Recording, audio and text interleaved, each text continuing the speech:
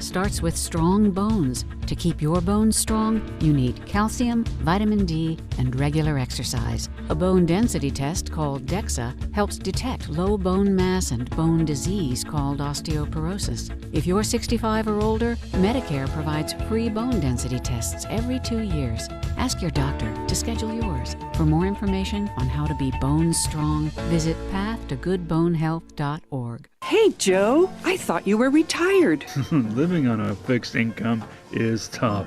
So here I am, an essential worker. I know. I mean, food prices are going up every day. Thank goodness for benefitscheckup.org. Benefits what? benefitscheckup.org. It's a free website where people over 60 can find help to pay for food, medicine, even utilities. I got $1,200 a year in benefits. Maybe it can help you. We are real sports talk.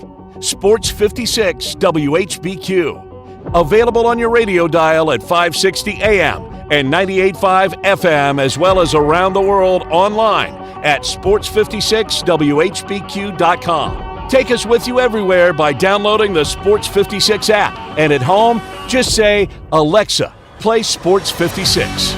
Wherever you are, stay tuned in to Real Sports Talk. Sports 56 and 98.5 FM.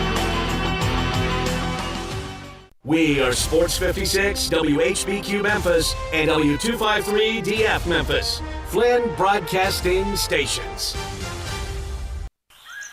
It's time to get up and get your day started. Morant. Oh!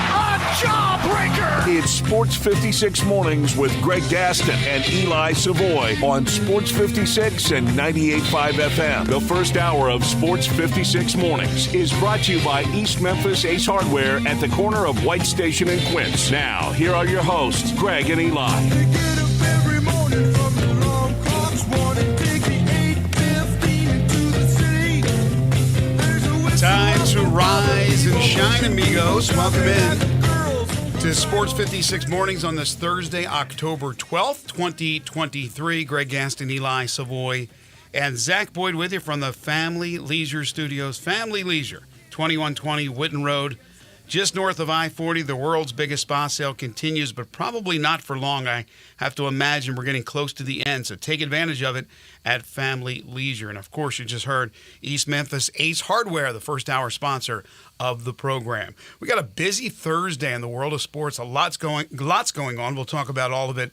on the program today. First of all, here's your weather. If you're up with us, getting ready to start your work day or bring the kids to school, whatever you're doing this morning, 61 degrees, cloudy skies. We're looking at a partly cloudy day with a high near 76. Only 76 for a high. Tonight, a few clouds from time to time with a low of 61 degrees. Tomorrow, by the way, for Friday, intervals of clouds and sunshine, slight chance of rain, high of 83, and then a low in the 60s for the big Tigers-Tulane football game at Simmons Bank Liberty Stadium.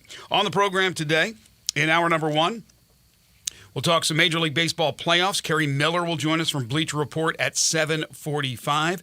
At 8:05, we turn our attention to that Memphis-Tulane football game. We'll hear from the voice of the Tulane Green Wave, Corey Glore. That'll be at 8:05, and then at 8:25, it's the Tigers football report, as Eli will break down all the X's and O's, all the Jimmies and Joes for this big, big, important American Conference game. Again, that'll be at 8:25. If you missed our interview with Ryan Silverfield, Tigers head football coach, that was yesterday, and we have it posted for you on the website, sportsmemphis.com. Just go to featured audio and check it out in case you missed it. Then we'll be busy for that final hour. It's the AutoZone Liberty Bowl Inside College Football Hour with Harold Grader. We will talk to the two coaches for the AutoZone Liberty Bowl High School All-Star Game. Cedric Miller from Mace, he'll coach the Red, and Slade Calhoun from Munford, he will coach the Blue. We'll hear from both those coaches, and, of course, we'll have our world-famous Pick 6. Time permitting, we could slip in a phone call. Of course, your text as well at 901-360-8255. That's the Sports 56 listener lines, 901-360-8255. Or you can message us on Twitter, Facebook, YouTube, or on the website, sportsmemphis.com. We got the Grizzlies back in action tonight, preseason in Atlanta. One more Major League Baseball series still to go in the divisional round. We also have college football with a few more games tonight, so it is a busy, busy Thursday. Good morning to you, my friend. How are you? I am fantastic. How are you doing? I'm doing okay. I'm doing okay. Slept a lot better last night, which was good after the night before not being able to sleep. So feel pretty good, feel well rested, ready to rock and roll. Yesterday was a lot of baseball. We'll touch on that now, and then we'll get into it hot and heavy when Carrie joins us. But 3 divisional round series in the books now. The American League is all set up, an all-Texas affair. It'll be the Astros who get into the American League Championship Series for the 7th straight year. I hate those guys, once uttered by the president of Faber College, Dean Warmer. I hate those guys. I hate those Astros.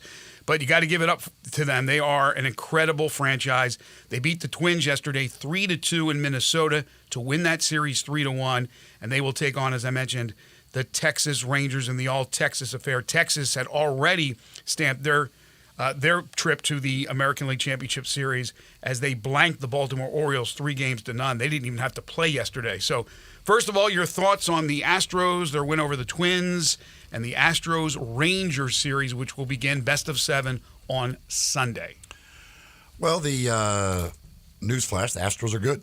They have continued to do it, and it's, they've let some guys go, like Carlos Correa leaves. They're able to replace them. They keep the train a-rolling, and once again, very good this year. And it'll be interesting to see this, obviously, an all-Texas thing, but Bruce Bochy versus Dusty Baker. You got a couple of old-school guys, old-school managers going head-to-head in this one.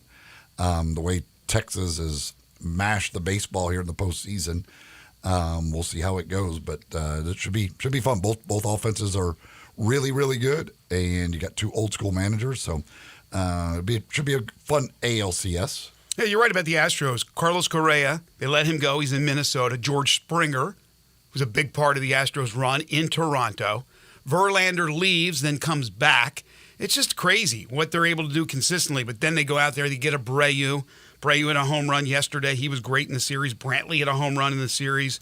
We know what Yordan Alvarez means to that team. But really the heart and soul is Jose Altuve, who was hurt the first, couple months of the season. He was out. They didn't even have his services. And for a while there, you thought the Astros might not even make the playoffs, all the way down to the final week. And here they are, once again, back in familiar territory in the American League Championship Series. In the National League Championship Series, surprise, surprise, the Arizona Diamondbacks, they sweep the Los Angeles Dodgers 3-0. They win last night 4-2. They get the clinch in Phoenix. The Diamondbacks are a great story.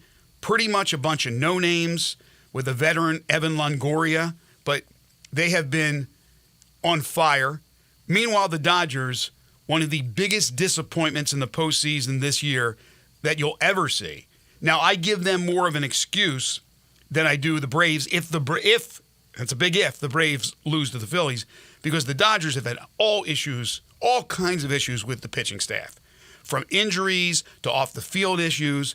But as far as their hitting is concerned, for all those guys to basically come up empty is an incredible story within the story of Arizona winning.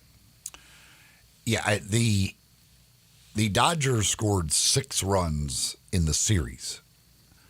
The Diamondbacks scored 6 runs with 1 out in game 1. I mean, Mookie Betts did not get a hit. 0 for 11. Freddie Freeman was 1 for 10. Wow. So those guys went 1 for 21. The two, Mookie Betts will in all likelihood be second in the MVP voting. Freddie Freeman's a top 4 or 5 in MVP voting. Mm-hmm. 1 for 21 in the postseason. Crazy. Combined between the two of them. For a 100-win team to not win a single postseason game it's crazy. Absolutely crazy. And the Diamondbacks are just, I don't know what they have found here in the postseason, but because they didn't come into the postseason hot. They lost the last 4 games. They got swept by the Astros in the final series of the season and almost missed the playoffs. But somehow they have turned it on here in the postseason and now just absolutely refuse to lose. They took batting practice in the 3rd inning off Lance Lynn last night. They continue to hit home runs. It's just, they are an incredible story. But the Dodgers, that's insane that Mookie Betts, after the year he had, would not get a single hit in the postseason. Lance Lynn has given up a lot of bombs this year. I mean, he's got to be way up there in that category, which is not a category you want to be listed on. 4 solo home runs in the 4th inning by the Diamondbacks. Not 1, not 2, not 3. 4 solo home runs, and that's all they needed. Dodgers scored a couple late, and the Diamondbacks win 4-2. Here's an interesting stat from our buddy Kerry Miller, who will join us in a little over a half hour. 5 Major League Baseball teams won more than 90 games during the regular season. Braves won 104. They're still alive, though. Orioles 101, done. Dodgers 100, done. Rays 99, done. Brewers 92, done. They have gone a combined 1-12 in the postseason. Yeah, again, you got a 101-win team in the Orioles and a 100-win team in the Dodgers. 0 wins in the postseason. I mean, that just doesn't even make sense. So what will the you can't comprehend that even being a possibility. So what will the excuse be? Because all I keep hearing about is how the wild card series is set up, and as far as being able to get your starting pitchers back in the rotate. I mean, all this hogwash I keep hearing about it. Look, the bottom line is this. I don't care. And I say this about every sport. You know I said it a billion times. I don't care what you do in the regular season. You got to do, obviously, well enough to be in a position to be in the postseason, right? So you have to do well. But I don't care if you're seeded 1, if you're seeded 2, you're seeded 7, in the NBA, whatever. What do you do in the postseason is all that matters. What do you do when it counts? The Dodgers, it's an epic failure. It's an epic failure. But think about the pitching issues that they have had. Think about the pitchers that they have brought in over the last 4 or 5 years and what has happened to all of them. I mean, they had to depend on Clayton Kershaw. At least we're spared Clayton Kershaw having to go out for Game 4. Clayton Kershaw, 107 years old. They've had problems from Trevor Bauer's issues. Well, Clayton Kershaw had a great year. Well, in the postseason, he's not. He's not good. That's my point. But Urias, Trevor Bauer going back to issues off the field, on the field, as far as injuries are concerned, Walker Buehler, David Price. I mean, just on and on and on with these pitchers they've either drafted or brought in. So at least they have a little bit of an excuse. They don't have an excuse for going completely empty as far as hitting is concerned. But the pitching, it's understandable. The pitching was horrendous. Now, you can't have a payroll like that. You can't win that many games during the regular season and flame out in the postseason. Your fans are gonna crush it, and that's what the Dodgers fans are doing. And some would say they're fair-weathered fans out there in California, but there are some passionate Dodgers fans who have been around for a while, and they are not happy. And I wouldn't be happy as well. You at least want an effort. All you can ask for is an effort. So the Diamondbacks, the Rangers, the Astros, who's that 4th team? Well, we could find out today. The Phillies now lead the Atlanta Braves 2-1 with Game 4 in Philly tonight. Philly won yesterday 10-2. Bryce Harper, 2 home runs. Nick Castellanos had 2 home runs. They drilled pitching, the Braves pitching. And look, if the Phillies didn't win that game, they were in deep trouble. You got Aaron Nola going. The Braves yesterday, when we were on the air, it was TBD, and it ended up being Elder, who ended up starting, and then a host of relief pitchers that couldn't do the job. But it's one game. It's a 2-1 lead. I've learned throughout the years not to get too excited. I don't get excited within a game, too excited, and I definitely don't get excited when a series isn't over. Until it's over, I can't get excited. And especially when you look at the situation. You have Spencer Strider going for the Braves. Now, the Phillies beat him in Game 1. But you got Spencer Strider, and if you don't beat Spencer Strider, you have to go to Atlanta and win Game 5. Again, the Phillies have won a game in Atlanta. It's still doable. But the Braves are still, they're not in the ideal position, but they're still in a pretty good position. But Strider, who's been great all year long, is he going to be another one of those pitchers that were great during the regular season and bad in the postseason? He has to come through. Hopefully the Phillies bats stay as hot as they were yesterday, and they wrap it up. Because it was fun just to watch the Braves' little chant going on in Philadelphia at Citizens Bank Park, the whole Bryce Harper situation, the stare down. It was a good night for the Phillies. Let's just put it that way. Oh, it was the Bryce Harper stare downs were just awesome, and the atmosphere there was great. That's postseason baseball. I mean, that's you want to make those little comments, then you got to end up being on the receiving end. I thought it was fantastic. It was amazing to watch and it was Ernie Johnson in the postgame. That was like, it's weird. I had no idea, but he talked about last year, Braves, Phillies. Phillies win game 1, Braves win game 2, game 3, Phillies have a 6-run third inning and win game 3 by 8 runs. And then last night they have a 6-run third inning and win by 8 runs after doing the same thing in games 1 and 2. I was like, dude, that is weird stuff right there. But yeah, there was something about third innings last night because they had the big third inning. The Diamondbacks had the big third inning. There was something about third innings last night and home runs just flying out of ballparks in the National League. But you're obviously in a great situation now. The Braves cycle back to their top of their rotation, so it won't be easy. But another opportunity, and we could end up having an NLCS that doesn't have either the Dodgers or the Braves in it, which is just absolutely insane. And again, I'm cautiously optimistic. I still think the Braves have a great chance, but you know what's going to happen tomorrow on the program if the Braves lose. I'm going to destroy them. Because, again, you can't do what you do in the American League. You can't set records and then fizzle out. And that very well could happen. But, again, you got to feel still pretty confident when you got Strider rolling up to the mound for Game 4, and then if you win that one, you get it back to Atlanta. But how about Bryce Harper? Bryce Harper is probably one of the most polarizing players in baseball. I don't think there's an argument there, maybe even in sports. But you can't deny how clutch that guy is. So I was tweeting yesterday, having some fun, saying he's the new Mr. October. And then, of course, our buddy Matt Stark comes back at me with Big Papi David Ortiz. Yeah, I'm not arguing what David Ortiz did for Boston. Unbelievable. Unbelievable postseason player and an amazing career Hall of Famer. But Bryce Harper is on that trajectory. Yesterday, by the way, he broke the record for most career home runs in an NLDS. He now, for his career, has 10. 10 home runs in the National League Divisional Series. The guy is a clutch player, right? I mean, there are times when he does boneheaded things like he did in Game 2, when he rounded second base and didn't wait on second base and got doubled off to end the game. Bryce Harper, the big strikeout in important situations. But so many clutch hits, so many clutch home runs. That's a guy you want in your foxhole. I don't care. I know Braves fans are cussing him up and down and everybody else around the league that's not a Phillies fan. But you want Bryce Harper in your team. No, he's one of the best players in the game. I mean, the bottom line. Like I would love to have Bryce Harper on any team. Dude can flat out mash. And coming back from the injury the way he did, everything else, like, yeah, I love the stare downs. I think it's great.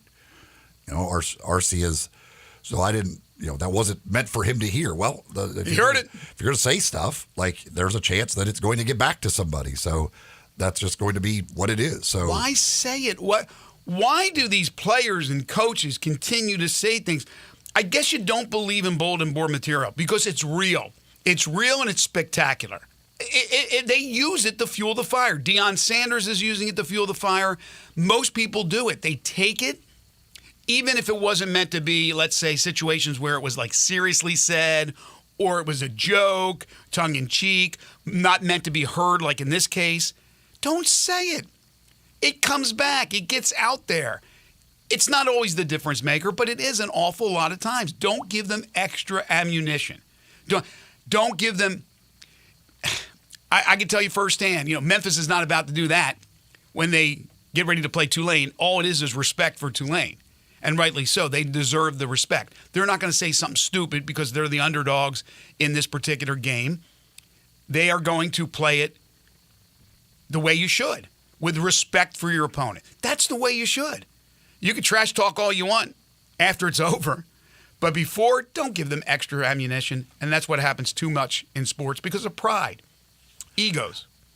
Drew texted and says the Dodgers cut payroll this year. They weren't supposed to be as good as they were in the regular season. Well, even with cutting payroll, they're spending a lot of money. And the bottom line is they have two of the top, again, two guys who are probably going to finish top 4, at least top 5 in the MVP voting. And they got swept by the last seed, a team that they have generally dominated when they play in the regular season. Their Hall of Fame pitcher gave up 6 runs and got 1 out in the inning or in the series. No, this is still, I don't care what they are or whatever. This is still a massive disaster for the Dodgers. Is this guy really, really trying to make excuses for the Dodgers? Are you really doing that? Seriously? I mean, I gave you an excuse when I talked about the pitching and the problems they have had. The Dodgers are 6th in payroll. Only the Mets, Yankees, Padres, Texas Rangers, and Phillies have a higher payroll. The Astros are right behind the Dodgers. The Arizona Diamondbacks are 21st in payroll. 21st, and it's not even close. Not even close. I mean, quickly, ready? Name 5 players on the Diamondbacks. They're led by a rookie who most people have not heard of. Don't make excuses for the Dodgers. It's an epic failure. End of story. End of story. And it goes beyond Betts and Freeman. They got other guys who could rake on that team. None of them hit in this series. Will Smith did. Okay, Will Smith did. Will Smith had a Well, good- after he's the old one. announcing that he has been separated from his wife, Jada Pinkett Smith, for that many years that we didn't know about, it's understandable he hit the ball well. It's an epic failure. Stop And it. he's not just a slap hitter. No, Will Smith, I bet a lot on him hitting home runs, believe me. I did it all year long. So, That was a joke, the slap. oh, I got you. But I do these bets. Yeah, that one got over my It head. came back off the wall. Well, I'm tired of that talk yesterday either. I mean, can you believe it? I mean, what? How it was kept a secret, first of all, for all those years. Second of all, you really went after Chris Rock when you're not even with her. All right, I digress. I go off on a tangent here. But please, don't make excuses for the Dodgers. Just like if the Braves lose, and again, I'm not going to sit here and say it's over because I'm not one of those guys. If it is, don't make excuses for them either. Dodgers fan texted in, upset Dodgers fan. Good. Says, you're absolutely right. We got our ass kicked. They got completely. They scored 6 runs in the series, which is, again, that's just like astonishing that team would only score 6 runs in a series. Do you remember how hot the Dodgers got the last 2 months of the year? Because for a while there, Arizona was a great story early, as it looked like maybe they would upset both the Dodgers, the Padres, and win the West. Dodgers ended up winning that division by 16 games. Mm-hmm. By 16 games. Again, they were in second place for a long time. The last 2 months, they crushed everybody. Absolutely crushed. Because then there was the talk, well, maybe Mookie Betts should win the MVP over Ronald Acuna Jr. And we said, no. No, Betts is having a great year. But like you said, Betts, Freeman, 1 of 21 combined. Come on. That's crazy. All right, couple of more things, and then we'll take a quick timeout. Again, we'll talk more baseball with Kerry Miller coming up at 7:45. Grizzlies tonight in action against the Atlanta Hawks. We'll see. Maybe Marcus Smart goes. Maybe he doesn't. Grizzlies have 3 more preseason games to go, including tonight's game against Atlanta. The remaining 3 are all on the road before they start things off for keeps on the 25th of October as they will play at home against the New Orleans Pelicans. NFL, week number 6 will kick off tonight with the Broncos and the Chiefs. Broncos 1-4, the Chiefs 4-1. Yeah, can't imagine that game will be close, even though they're rivals. It would not appear so. Broncos are pretty bad. That's just in. Broncos are pretty bad. Any word on Travis Kelce and his availability? They say he's expected to play. Okay, because he's been I don't know if limited in Taylor's practice. expected to be there or not. But, Nah, she's getting ready to go back on tour. I don't know if she'll be there. But he is, for what I saw yesterday, while limited in practice, they do expect him to play. Okay. And then one final thing. Yesterday I brought up ESPN's top 100 NBA players, their countdown to the start of the season. And it was 51 through 100 yesterday. And I wasn't sure when they were going to drop the top 50. Well, I don't know if they dropped the entire top 50, but I know where they put John Morant, as that was announced yesterday. He dropped 26 spots from number 9, where he was ranked last season, to number 35 this season. And, of course, he responded with his usual emojis. But most of this, even in the synopsis of why he's where he's at, it was basically talking about off the court, the 25-game suspension and all that. I don't know why you bring that into your criteria, But Ja Morant on the court, a healthy Ja Morant, there are not 34 players better than him in the NBA. No, there are not. What was that list again? You said it averaged to about maybe 17 somewhere? 15. Yeah, 15. Yeah, you had a bunch of the different services that do those countdowns and have their top 100 players, and that was pretty much the average of where Ja was. But ESPN's got him that low. I mean, ESPN's teaching him a lesson. You don't do the things you do off the court, Ja, because we will penalize you by what? It's all about what you do on the court. And yes, he will not be on the court for the first 25 games, but that's not even a factor here. It's not depending on how many games you play, and we're not talking about MVP, preseason MVP voting or any of that stuff. If you're going to be all NBA, this is just the best players in the NBA going into the 23-24 season. And Ja Morant, for some reason, again, apparently off the court issues, drops 26 spots. Number 9, he was a top 10 player last year, and now all of a sudden he's going to be number 35? I don't buy it. I think he's going to come back with vengeance. He's going to be terrific. He's going to help the Grizzlies a lot, and he's taking notices. There's that bulletin board material that we talked about, but this didn't come from a fellow player. And Marcus Smart is not playing tonight. Taylor Jenkins said that yesterday. Oh, he's already okay. Will he play a game, though, before they start? He said he's coming along, and they hope to get him out there, but they don't. They're just, as he said, they're not going to compromise. They're going to force him out there to compromise. Of course not. They're going to see, but they hope to get him out there in the preseason. And what's the issue? What's the issue with him? Abdominal strain or something. I think it is. I know what it is, my friend, but I'm up here working. Anyway, very similar to what he does. No, it doesn't matter about what we do for a profession. Mine's more serious than his. He could play if he needed to play, but yes, I understand it's a preseason. Why throw him out there? Folks, Genesis Diamonds, located in the Poplar Commons Shopping Center, Poplar and Perkins Extended, has changed the diamond game. It's changed the jewelry game here in Memphis. Go by, check them out. If you're thinking about getting engaged, if you've got some special anniversary or any other special occasion coming up that you're looking for some jewelry for a special somebody, go see the folks at Genesis Diamonds. Amazing selection. Diamond rings, earrings, pendants, bracelets, thousands of engagement rings, colored gemstone jewelry, all in one place. An amazing selection of everything you could imagine. Plus, all of it at amazing prices that you won't believe the value that you're getting by cutting out the middleman with direct importer prices and a great staff to serve you as well. If you've got that special occasion coming up and you need some fine jewelry, don't buy anywhere else until you at least go check it out, go see, and go have the experience at Genesis Diamonds. I promise you, you're going to love it. You're going to be blown away. Again, located in the Poplar Commons Shopping Center. That's at Poplar and Perkins Extended. Go by, check it out, see for yourself the whole new experience you can get in jewelry shopping here in Memphis at Genesis Diamonds. Is there more of a Teflon Don in college basketball than Bill Self?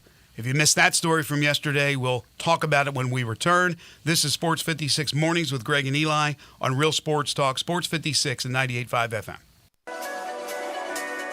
You already know you can listen to Sports 56 anywhere with the Sports 56 app or at sports56whbq.com. But you can also watch us daily with live video of all of our shows on Twitter, Facebook, YouTube, and Twitch.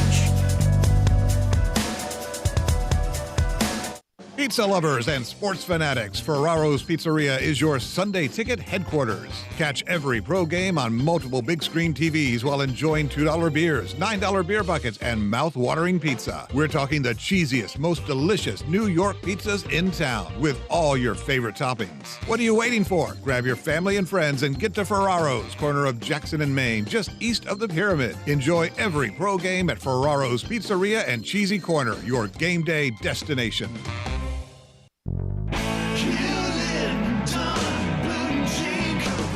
Hewlett & Dunn Boot and Clothing Company, we have it all. From handmade Amish leather belts, fine and casual clothing, boots, casual boots, work boots, fancy boots, and even safety-toed boots. Lots of cowboy hats to choose from, even Nebo lights, good-looking duck head dress shirts, duck head caps, shorts, and pants. Tons of jeans from Ariat, Wrangler, Devil Dog, and Kimes Ranch jeans. At Hewlett & Dunn, we have a great selection of Old South t-shirts and caps. Fine clothing from dress to casual to Sunday best. Enjoy choosing from UFO's orthopedic approved shoes. Hewlett & Dunn Boot and Clothing Company. Boots of every size, every color, every skin. Great quality Western, work, and safety toe boots. Hewlett & Dunn Boots and Clothing Company. 111 North Center Street, Collierville. Hewlett & Dunn. Hewlett & Dunn, serving you and your family since 1961. Simple, smooth, and every sip as easy as the last. Tito's handmade vodka tastes just as good with tap water as it does with your favorite mixer. Back in the day, Tito distilled, hand-bottled, taste-tested, sent to a few friends, then taste-tested again to give you the finest juice around. No frills, no flavors, no fancy labels, just the good stuff. Just Tito's. For recipes, videos, and more, visit Tito'sVodka.com. Distilled and bottled in Austin, Texas, 40% alcohol by volume, namely 80 proof, crafted to be savored responsibly. Jenkins Floors and More in Hernando is growing. This family business started up 5 years ago with just one pallet, and now they have hundreds. Tim, the owner, gets calls from people everywhere and can sometimes save them up to 50% on wood flooring, carpet, tile, and vinyl. Jenkins Floors and More helps with renovations, home building, and installation. Jenkins Floors and More, number 6 East Commerce Street in Hernando. Also in Little Rock and coming soon to Tennessee. Call 662-469-9350 for more information.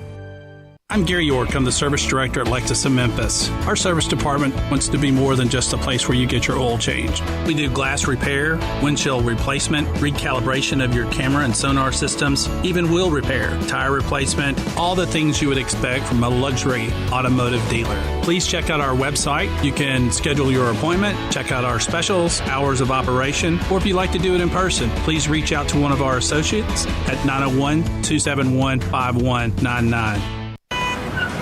Sports 56 traffic. Good morning. They're just working the paperwork right now on this earlier wreck over in the Midtown area. It's no longer causing a problem, but it's still there on 40 eastbound up by Chelsea. Traffic's on the increase pretty good now on I-40 westbound, watching it come in from Fayette County into Shelby County there on 40 west from 269 all the way up to Witten Road. Enjoy Smoky Mountain Fall Festival going on now through the end of the month at Ober-Gatlinburg. Check it out at obergatlinburg.com. I'm Commander Chuck with your on-time traffic. Now, back to Sports 56 Mornings on Sports 56 and 98.5 FM. This hour is brought to you by East Memphis Ace Hardware at the corner of White Station and Quince. Here once again, Greg Gaston and Eli Savoy. I got a little change in my pocket going jingle-lang-a-lang. Wants to call you on the telephone. Welcome back, everyone. 7:30 the time. Hour number 1 here on Sports 56 Mornings. Love this song. Coming up a little bit later on in the hour, Kerry Miller from Bleacher Report on Major League Baseball. Hour 2, we're Tigers Tulane heavy. Corey Galore, the voice of the Tulane Green Wave, will join us at 8:05. Then at about 8:25 or so, we'll have the Tiger Football Report. And then 9 to 10, it's the AutoZone Liberty Bowl Inside College Football Hour. We'll have both Cedric Miller and Slade Calhoun. They're the two coaches for the annual AutoZone Liberty Bowl High School All-Star Game. They will join us. Harold will be here. We'll have our world-famous Pick Six as well. So yesterday there was news from the college basketball world that Kansas, the University of Kansas, the basketball program, and Coach Bill Self will not face any additional serious punishment stemming from the FBI's 2017 investigation into college basketball. They are on a 3-year probation, and they're going to have to vacate the 2018 Final Four appearance and all the wins from that season. So, Eli, erase that from your brain. You got it?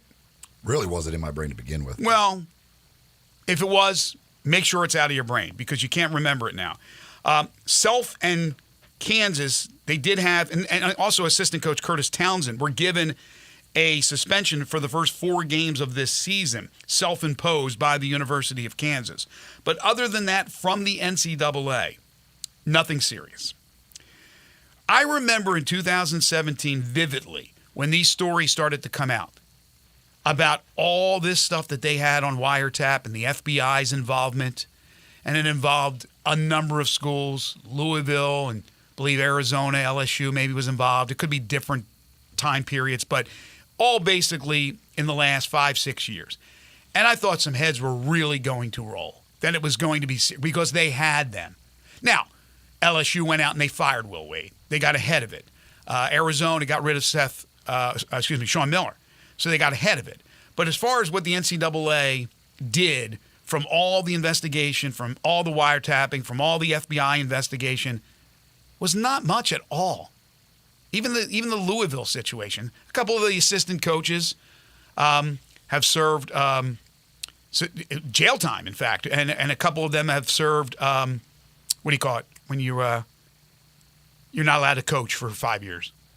Show cause. Show cause. But really, it wasn't that big a deal from what it looked like it was going to be.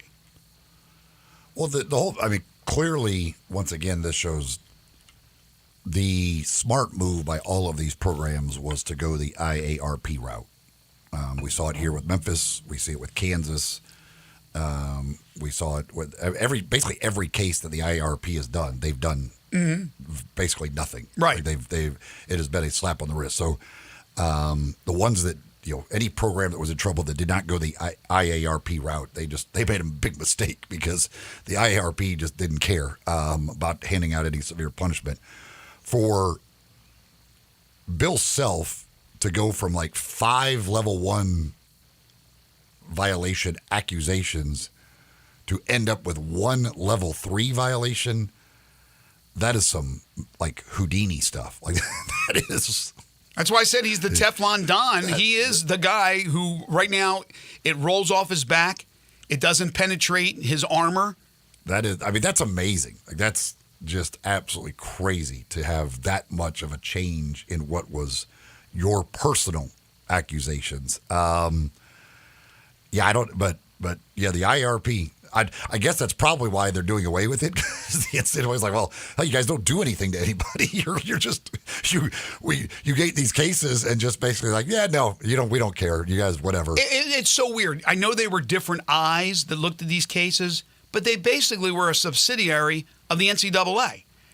And you're right, to disband after, 5-6 cases? I mean, what a joke. What a joke from the beginning. But you're right. If you hitched your wagon to the IARP, like in the case of Memphis, you got pretty much a slap on the wrist. So it worked out pretty well. But Bill Self, I don't know what it is about Bill Self. Look, I know the guy can coach. I know he can recruit. But you're telling me that there weren't a bunch of cheats on that team in 2008? We know the whole Darrell Arthur thing. But Memphis was the one obviously got hit with Derrick Rose. Just crazy how they are able to escape. And again, if you're a Kansas fan, are you crying this morning because you have to vacate that Final Four? You know they were there. You were probably at the games, for goodness sakes. You have to vacate those wins from 2018. Boo-hoo. You're not going to be able to put that banner up there with the other 8,000 banners you have? Come on. It's ridiculous. Bill Self is the Teflon Don of college basketball coaches. He's one of the guys that knows what he's doing. He knows how to get away with it. That's John Calipari knows how to get away with it. Bill Self knows how to get away with it and come out of it unscathed. Hey man, bury the bodies. Make sure nobody knows where those bodies are buried. Only you know. Swallow the key, if you will. Any pun is applicable at this time for these coaches that just don't get touched. They don't get touched. And they've been messing around with the rules as most have for years and years and years. All right. I thought this was interesting, but not surprising. Interesting, though. Adam Rittenberg from ESPN tweeting out, I guess he's gone through every single game so far this year in college football to this point. Okay, I'll ask you. And we'll see what you have to say about this. Out of all the games involving FBS schools, what would you say the percentage out of 100% would be of transfer quarterbacks starting games this year? Got 133 FBS teams. Transfer quarterbacks starting games this year. I would say probably half. Yeah, you're right on, 53%. So a little bit more than half have started. 53%. When you think about before the portal, what do you think it was? 10%? Quarterbacks were coming back unless they were going to the NFL or used up their eligibility. They were coming back. There were a few transfers. There just wasn't that many transfers. So now more than half of the quarterbacks starting I'm not even talking about other positions. Half of the starting quarterbacks transfer portal guys. And there's of that other half that aren't, a lot of those will end up transferring. Yes, and could have transferred. Like in the case of Seth Hennigan. He could have transferred, stayed at the University of Memphis. I mean, you think about the names around the country of guys who have transferred. Pretty amazing. Really. And Shedeur Sanders, of course, one of the biggest names out there now getting that first-round grade for the NFL. Sam Hartman, of course, Notre Dame. A few out there in the Pac-12. DJ Uiagalelei is one of them.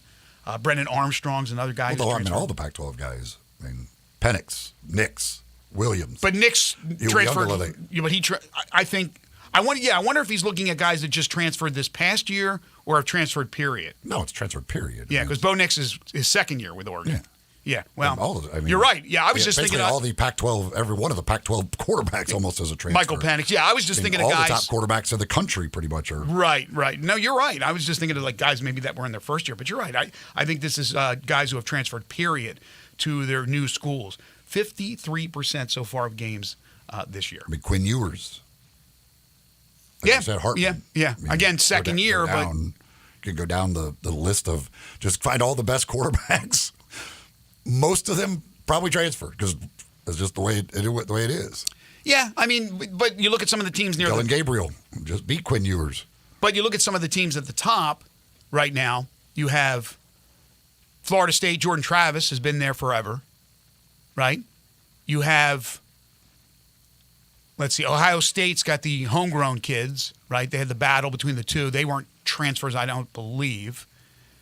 Michigan has McCarthy. He's not a transfer, is he? No, I don't. I believe he came in there. Right. Obviously, Bama's dealing with their own quarterbacks. One's a transfer that started a game. Buckner. Did he start a game or did he come in relief?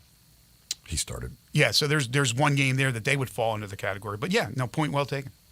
Folks, this hour of the program is brought to you by East Memphis Ace Hardware. Of course, East Memphis Ace Hardware is a platinum Big Green Egg dealer, so I spent a lot of time there getting egg accessories for my Big Green Egg. It's where I got my Big Green Egg, was at East Memphis Ace Hardware. They get all the eggs, all the different sizes, all the different accessories that you want, plus, of course, so much more when it comes to paint, doing yard work, whatever it is, all the supplies that you need.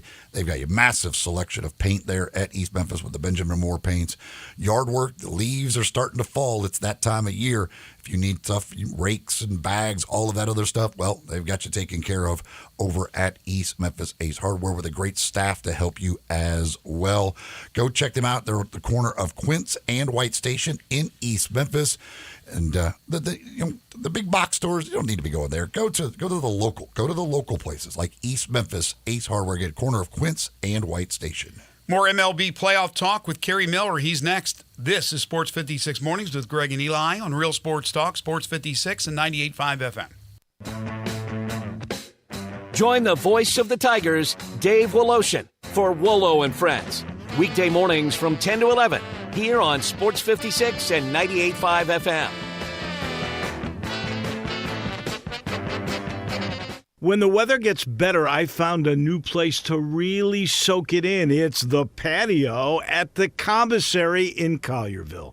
We all love the delicious Memphis-style barbecues. You can begin your barbecue fest with some great appetizers like the cheese plate or the tamales or the barbecue nachos. Oh, those smoked chicken wings, they're terrific too. Then dig into the ribs or the barbecue shoulder. Get it chopped or pulled on a sandwich. A big sandwich, or you can get it on a plate. You've got choice, and you've got choice in places. Don't forget the Germantown Commissary as well. Comes with beans and slaw, deviled eggs they're famous for. And Brad, you can even order by the pound, a 6-pack or an 8-pack or even a 12-pack. The Boss Man salad, the chicken plate, the barbecue shrimp. There's something for everybody, and those great desserts. The best icebox lemon pie anywhere. Or my favorite, the banana pudding. Check out the patio, TVs for sports, and music on the weekends. You love the Commissary. You or someone you know or care about has dealt with a difficult divorce. When facing divorce, you need the attorneys at Rice Law. Nick and Larry Rice lead the firm with 3 generations and 7 decades of experience. Located in Memphis, serving the entire state of Tennessee and North Mississippi. Rice Law is who you need to call. Simple or difficult divorce, they know how to handle it. Call Rice Law at 901-526-6701, or for more information, visit them at aboutdivorce.com. That's aboutdivorce.com. It's time for the Fall Haul at Northern Tool and Equipment. Get your hands on tough tools at prices that are tough to ignore. Got plans? Cancel them. Trucks in the shop? Borrow someone else's. Don't like saving money? Right. So head to the Fall Haul at Northern Tool. Back up the truck for the season's biggest event and save on generators, power tools, trailers, and more. Shop in-store or at northerntool.com. We're made for this.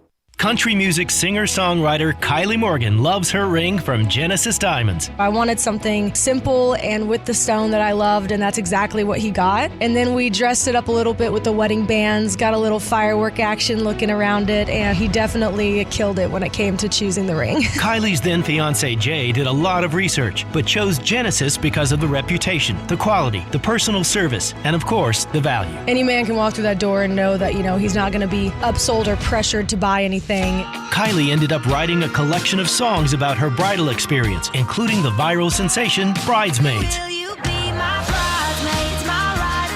I had at least 1,000 DMs asking from future brides where I got my ring, who I worked with because of the viral song. I think everyone kind of just looked at me as the person to ask. And Kylie's advice to all those girls? Go to Genesis. It's been a great experience, and they'll take care of you. Genesis Diamonds at Poplar and Perkins Extended. Roofs, roofs, and more roofs. Chris Price here with Metro Builders. Is your roof leaking? Do you have mold stains on the ceiling of your home or business? Is your carrier denying your claim or offering a repair simply because they don't have enough documentation? You need a contractor that performs work for insurance claims for policyholders each and every day, and Metro Builders is here to assist. Call Metro Builders. At Metro Builders, we provide free estimates, consultation, and claim repairs. Metro Builders' process of arriving, inspecting, diagnosing problems, and estimating is second to none, commercial and residential.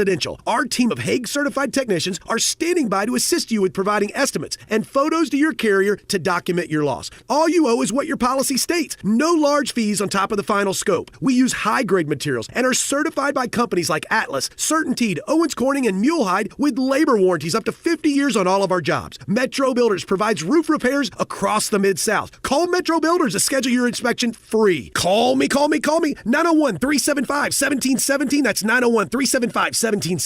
If you love sports and Mexican food, you can get the best of both at Los Cabos Mexican Bar and Grill on Summer near Graham. Watch all the big games on all the big TVs on all the walls at Los Cabos, and enjoy premium tequila shots anytime for just $5.50. Celebrate every day with lunch specials from 10 to 3 and happy hour from 3 to 8. Lunch is just $6.75 to $10.99, and margaritas start at $3.99. Experience real Mexican cuisine along with great sports at Los Cabos on Summer near Graham.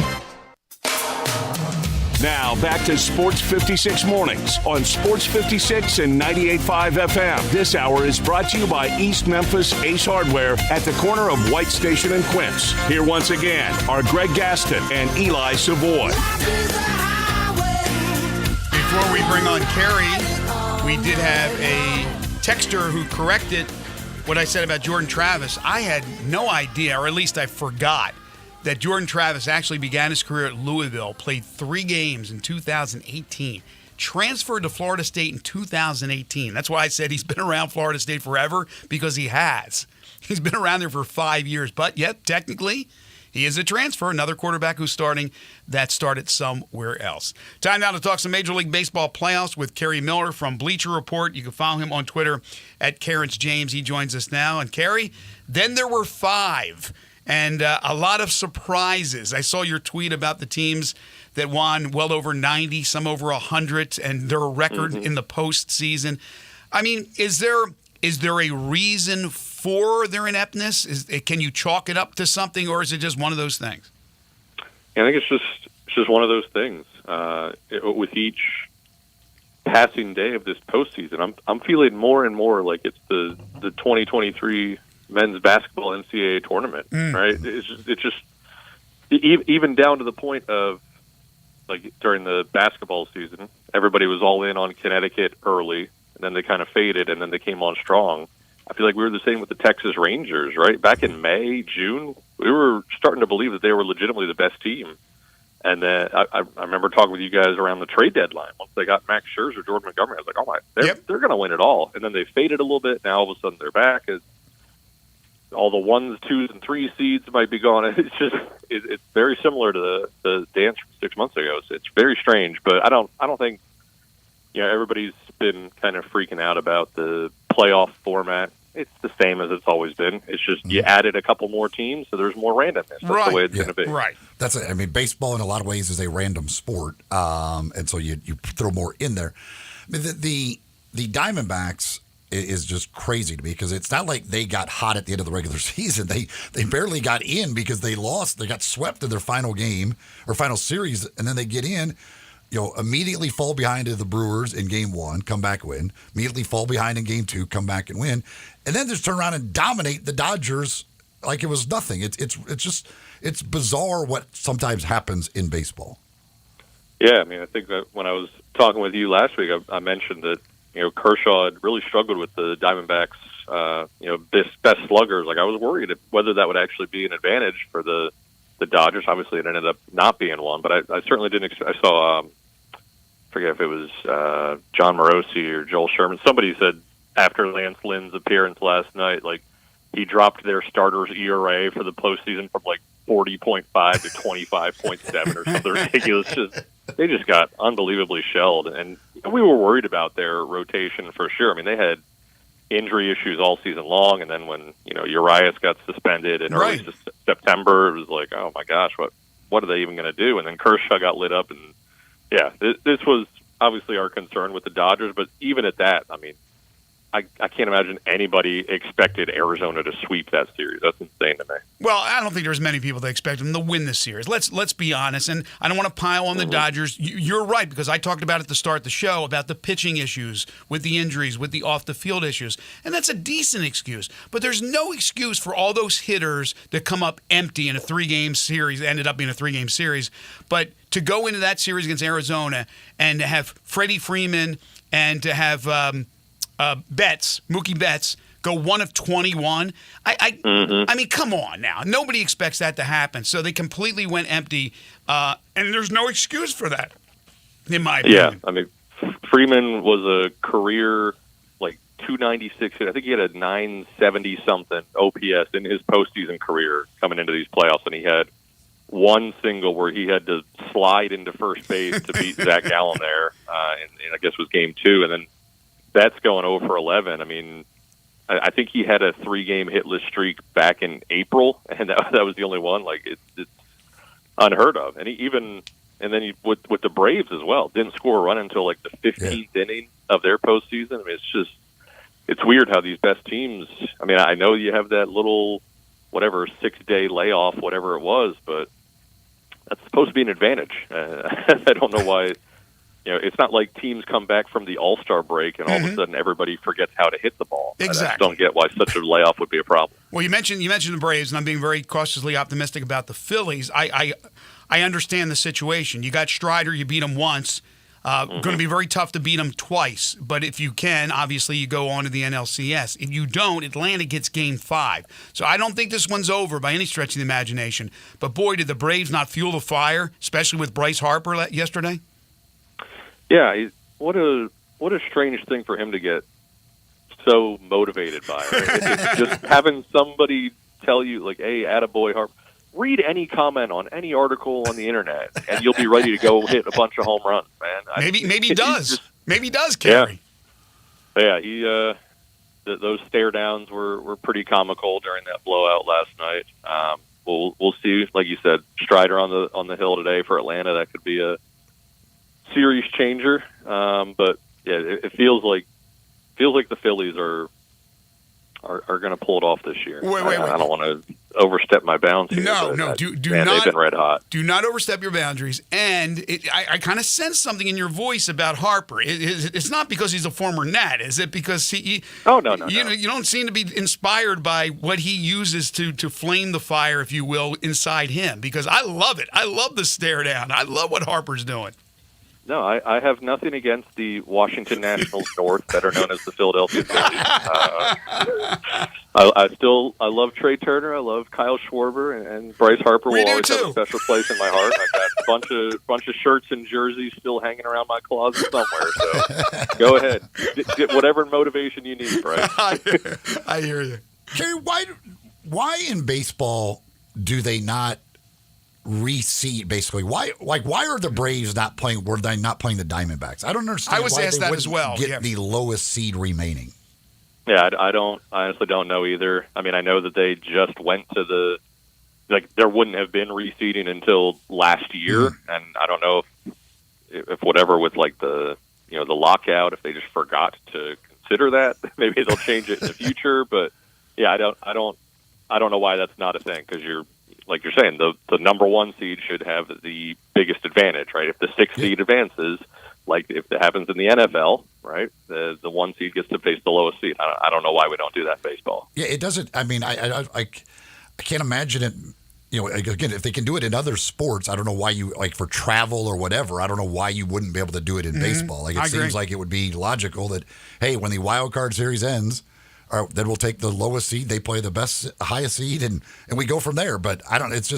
It's strange, and I don't know that it's going to would make any difference. But it's weird. Baseball always seems to do some weird things. That's the problem. And then they change it. Then they'll fix it. But Hell, I was asked about that as well. Baseball in the postseason, we have umpires down the line. Their only job basically is to decide whether a home run ball is fair or foul, and they keep screwing that play up. Still can't handle it. Yeah, I mean, it's certainly, the reseeding thing is certainly not for like TV scheduling purposes, right? Because even after all of the wild card sweeps happened, we had to wait 12 hours to find out when the next games were scheduled. Like, I don't even know what they're doing. Let's talk about the ALCS, and you have an all-Texas affair, Rangers and Astros. Can you put into words what the Astros have done 7th straight year making it to the ALCS? As far as the annals of history, I mean, that's pretty impressive. Yeah, I think 6 was already the record, I believe. I think they set their own record last year. Now they're breaking it this year. And, as we've been discussing, and obviously as the postseason expands, it's harder for the best teams to advance. Now this year, the Astros were not the best team. They got the 2 seed almost on a technicality at the end of the regular season. Right. But yeah, it's crazy. And, I think they have Altuve and Bregman for one more year. Maybe after that, they'll start to come back to earth, but they might be able to make it 8. They might be able to win another World Series. I mean, it's wild, but it's certainly in October, it's very much a confidence thing more so than a talent thing. And obviously they have that confidence, having, been there, done that. And the thing too, and now granted, if Altuve and Bregman at some point, maybe it catches up with you, but we've seen guys leave. We saw Garrett Cole leave. We've seen Springer leave. We've seen Correa leave. Like they lose guys, and then they just replace them, and they're still right back there. Yep. Yeah, I mean, if they hadn't retraded for Verlander, I don't know if they even make the playoffs, let alone win the AL West. And now it looks like they have, between Verlander and Valdez, they're right up there with the Phillies, with Nolan and Wheeler, and probably the best rotation at this point just because of that one move.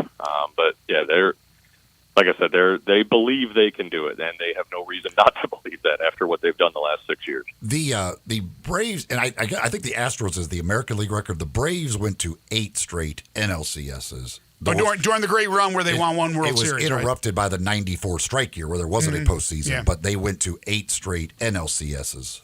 Yeah, it was a great feat. And again, the one World Series title. All right, so the Astros and the Rangers in the American League Championship Series. Who do you got? I honestly haven't even started thinking ahead yet. I'm just so blown away by the matchups that we've gotten.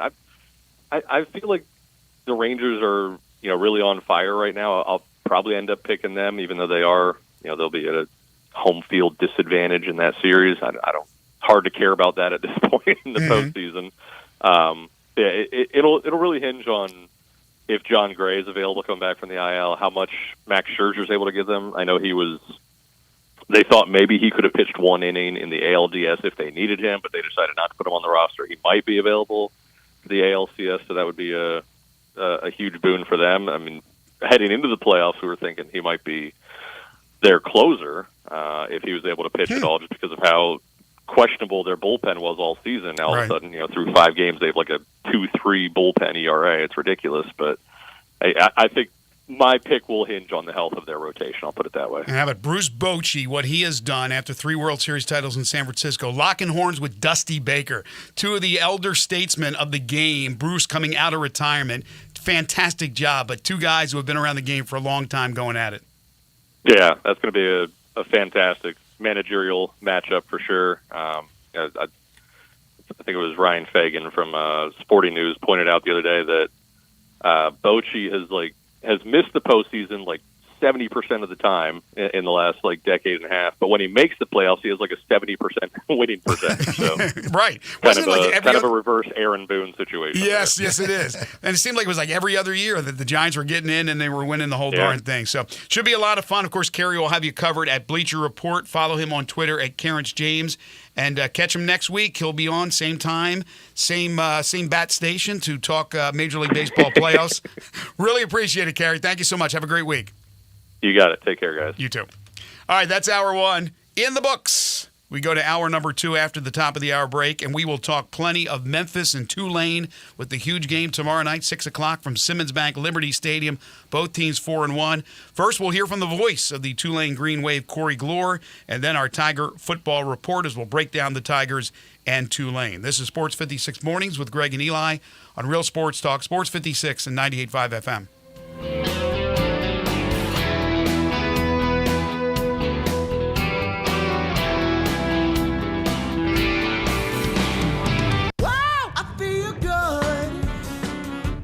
Shopping at Drive Max,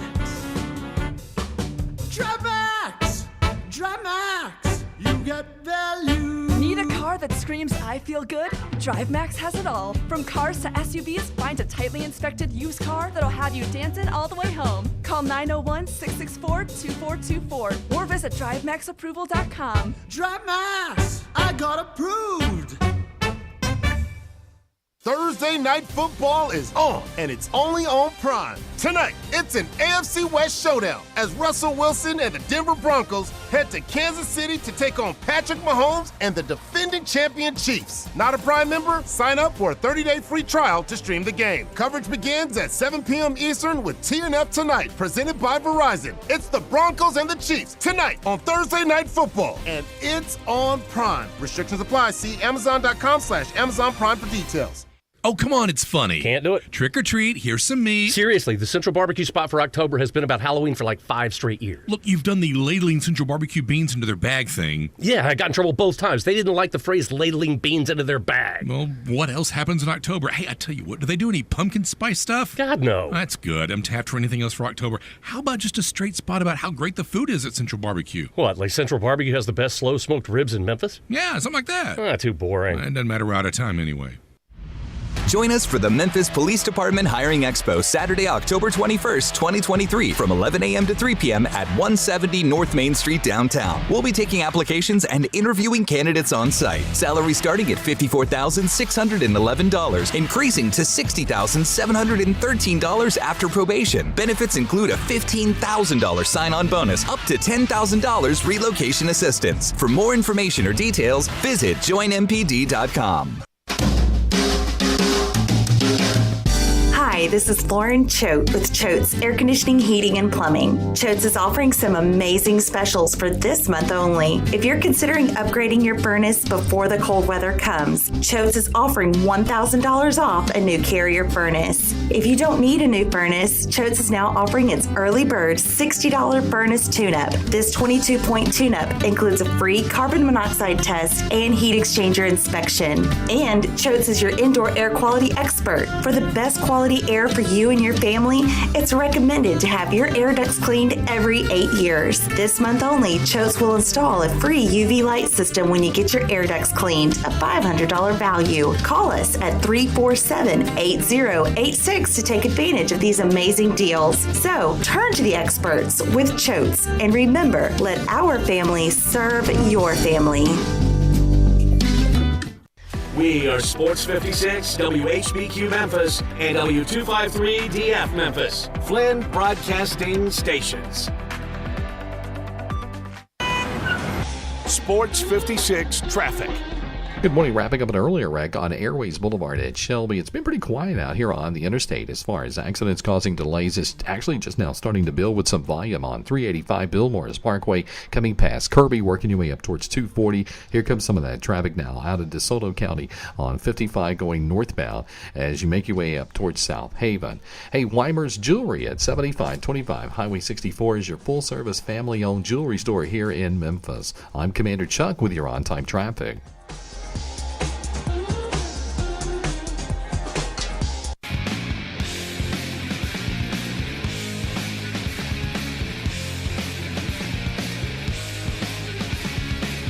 Now back to Sports 56 Mornings on Sports 56 and 98.5 FM. This hour is brought to you by James Gaddis Jewelers. To reveal the full spectrum of its dazzling color. Here once again, Greg Gaston and Eli Savoy.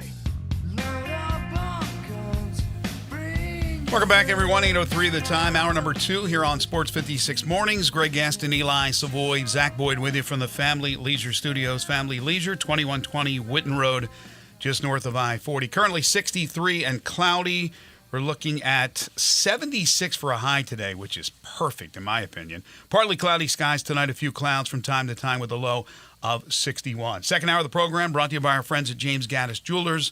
They are your family's jeweler, 4900 Poplar between Mendenhall and St. Nick, and on the web at gaddisjewelers.com. With the holidays coming up, Christmas just around the corner, there will be some people that will get engaged over the holidays. You're looking for that special rock, head on over to James Gaddis Jewelers. They've been in the business for a long, long time. James has all the credentials. He's a master jeweler, certified appraiser, diamondologist, and he's graded by the Gemologist Institute of America. In fact, the NBA rankings, he's number 7. Going into the NBA season, so way up there in the top 10. James Gaddis Jewelers for those diamonds, the special watches, tons of custom-made jewelry, gemstones of all types, bracelets, necklaces, earrings, pendants, and so much more. Layaway and financing available at James Gaddis Jewelers, 4900 Poplar between Mendenhall and St. Nick, and on the web at gaddisjewelers.com. Plenty of Tigers Tulane talk in this second hour. As a little bit later on, we'll have the Tiger football report, but right now we get the perspective from the Tulane side. And we are pleased to be joined by the very talented Corey Glore. He is the Director of Broadcasting and the voice of the Tulane Green Wave. You can follow him on Twitter at Corey Glore. That's Gloor. Corey, how are you, my friend? I'm good to be with you, boys. How are you doing? Doing great. We're ready for this big show now. Obviously, both teams rested after having a bye week, so hopefully the weather will be what we expect it to be, very, very nice, and it should be an outstanding game. I guess the first thing to ask you is this Tulane team compared to last year's Cotton Bowl winning Tulane team. How do they compare? Well, they still have a quarterback that is crazy productive in Michael Pratt. That's kind of the main common throughput, I would say, here. But the way they've gone about 4-1 is different than how they got there last year in that the running game has taken a little bit longer to get on track, and losing Tajay Spears was the reason for that. And you also had, Michael Pratt was out for 2 games with an injury, and his ability to move did kind of neuter things a little bit for a group of running backs that all was looking for their opportunity. Seems like 2 weeks ago, Tulane had someone step up to the front of the line there, and Mekhi Hughes with 123 yards. And so he's going to get probably the bulk of the run tomorrow night. But the running game hasn't been what Willie Fritz would like it to be, or starting to see signs that maybe that's changing. And defensively, they're putting up similar numbers in terms of what they allow points per game, but they're doing it differently from last year, where last year it was sit back, keep everything in front of you.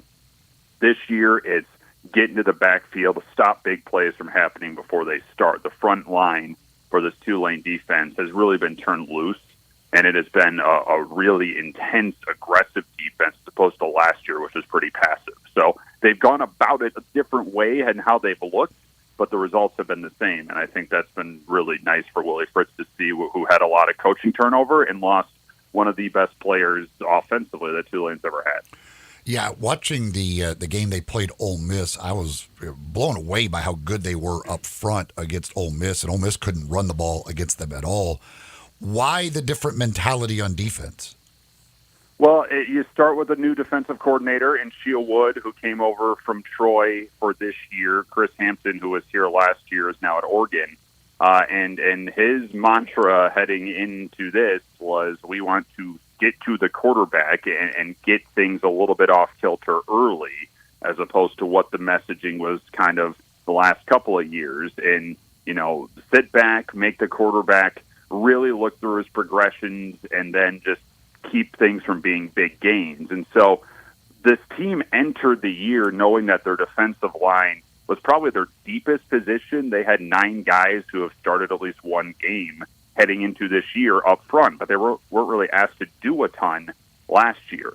And so I think Sheil Wood saw that this is the most experienced group. This was the most untapped potential of anybody on that defensive side, and said, all right, let's really set them forward here.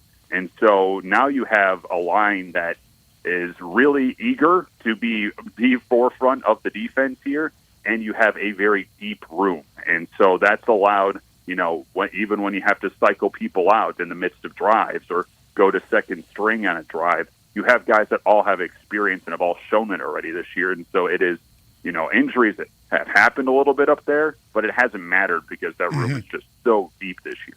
Well, as you know, last year was a crazy game in New Orleans with the Wave, for those who don't know, coming out and just manhandling the Tigers, leading 35-0 at the half. And then in the second half, the Tigers rally and make it a game. I'm sure with each passing year, everything's different. But do you expect a high-scoring game, more defensive-oriented this year? What are your expectations? I think we would probably prefer a lower scoring game, but we're more than capable of running up the score. And I think like that. What's been something that stood out to me through the first 5 games for Tulane this year is that there really hasn't been one particular way a result has occurred. They have been able to adapt over the course of a game, and UAB, they really had to switch some things around, especially defensively, because UAB was really carving them up in the first half, and they were able to tweak some things and really stop the running game for the Blazers in the second half. And so I think Tulane would be comfortable if this becomes a shootout. I think that's what Memphis would like this to be, but that front four that the Tigers have, I think is licking their chops the same way that Tulane does. And so what stands out to me is that it seems like the strengths of both teams are matched. Like the strength on strength here is pretty impressive. These two teams are very similar to me. And that's why I think however this game goes, each team is up for it. Like if it's going to be a close game, Memphis knows what it's like to play close games here over the last couple of weeks.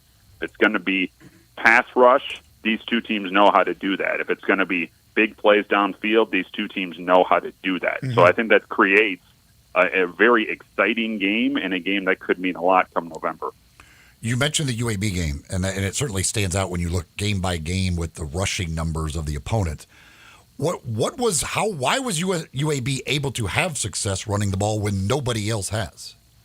Yeah, and I know Memphis is going to see them next week. And what UAB's offense is actually pretty savvy in that the ball gets out of their quarterback's hands in a split second. It's almost always throwing outside and out to the flat and quick screen passes. So the Tulane pass rush really couldn't get there because the UAB offense starts so quickly. So when those passes are hitting, it opened up the middle of the field for the running game. And so UAB was really able to just kind of slice and dice their way down the field. They do not throw the ball downfield. I think that maybe 3 passes that went beyond 20 yards. And so it's that type of offense that could give Tulane a little bit of trouble here because that front four is so key to setting everything else up behind them. And so what eventually happened is that Tulane just kind of stayed more home in the box and brought an extra guy up there to close down the running game and made Jacob Zeno throw the ball downfield. And that's what allowed Tulane to come back and win that game. So Memphis is going to see that next week, and we saw what UAB did to South Florida last week. That's a sneaky good offense that is pretty well oiled right now that gave Tulane a lot of fits. Corey, how does, from the Tulane perspective, how do they look at the rivalry, if you want to call it a rivalry, with Memphis? This will be the 40th time they've played football, and obviously a lot of basketball games over the years as well, baseball, you do all the sports. Is Memphis looked at as a rivalry within the conference, as two of the better schools, sports-wise, athletics-wise, in the conference? How is it looked at? Yeah, I think now fans here would say that it'd be Memphis. That would be kind of front of mind after Houston was out, because fans here would kind of point to Houston and the old American as kind of their main nemesis here. But with what the matchups have been with Memphis over the last couple of years, with just the sheer lack of success playing in that stadium for Tulane, that is very front of mind this week for folks around here. And you mentioned basketball. I think that has flickered a little bit there between these two. And so now with how this league has reshaped, and Tulane doesn't really have a natural foe anymore, I think they see Memphis and the history that these two had together with Conference USA, and now where Tulane is as a department and the success that's starting to come across the athletics from start to finish here, they see Memphis as a program that they certainly are kind of trying to be lockstep with right now. I mean, listen, we all know the elephant in the room and what these two programs and what these two departments probably want to do in the future. And I think they see they see Memphis as someone who has sustained and excelled in a lot of key areas, and now is really putting some force behind renovating and improving a lot going on at that department. And so that's what Tulane is trying to do as well. And fans here just love these kind of old rivalries that have existed for a while, because they seem fewer and far between. You mean these teams aren't happy to be in the American and just want to settle down for years? I think they're okay with it, but I think they see greener pastures. Put it that way. There's no doubt about that. They're okay with it because you're limited in choices, right? You have no say in it. You can't be with the one you love the one you're with. Somebody once said. Is Pratt fully healthy now? And you mentioned the mobility, and that's a part of what he does. Is he willing to run the ball? Is he fully where he was? Yeah, I mean, I'll say this. I've now known Michael for 3 seasons now. I don't know if I've ever seen him fully healthy, but I mean, he is good to go. And they designed a couple runs for him against UAB 2 weeks ago. And so that was kind of the clear indicator that he felt good, that they felt good about him running. When he came back the week before against Nichols, they didn't design any running plays for him. He had to run because frankly, Nichols was a lot better at getting to the backfield than I think everyone anticipated. And so he had to scramble. But 2 weeks ago, they designed some plays for him to run. And when that starts happening, then you know that they're comfortable with where he is. So he is good to go. Speaking of being comfortable where he is, Willie Fritz apparently is very comfortable in New Orleans at Tulane University, because it seemed like he had a lot of overtures where he could have left with the success that he's had. He has committed to this university.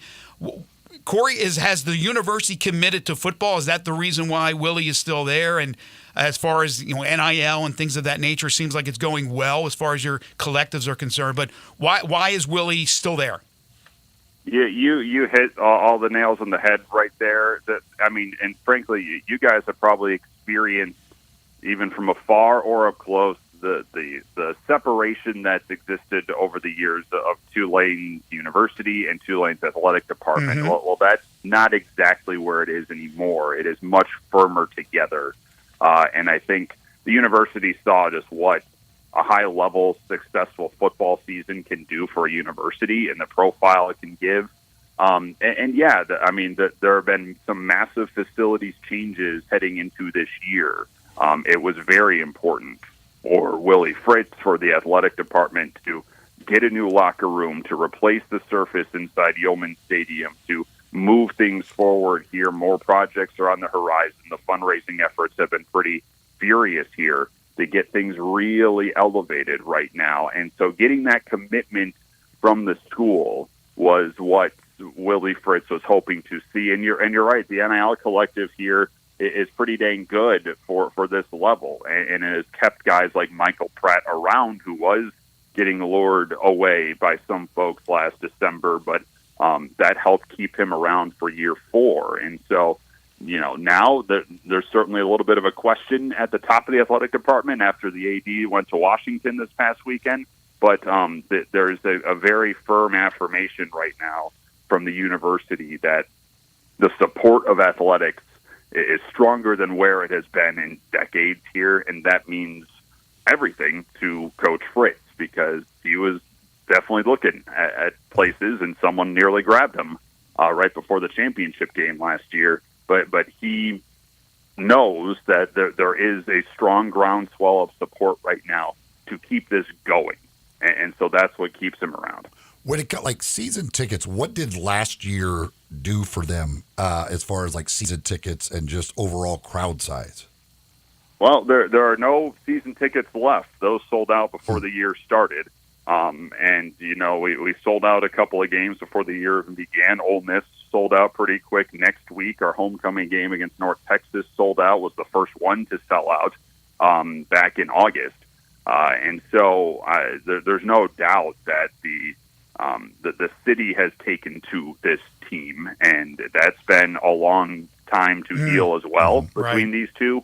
And so, yeah, you can just feel things really just kinetically together right now between Tulane football and New Orleans. And so it's sky high where things sit right now. And now, as we hit the midway mark of this year, they see what could be potentially coming for this team again. I think tomorrow night will dictate a lot of that. And so the excitement around this group is just still at a fever pitch right now, and that's no small feat in this town to pull that off. No, I completely understand. We're talking about that here in Memphis, too, to try to get that excitement for Tigers football. Hopefully tomorrow night, even though it is a Friday night and there's still some high school games going on, that it will be a huge crowd. The weather's going to be great. It's an ESPN nationally televised game. We know the importance of two teams sitting at 4-1.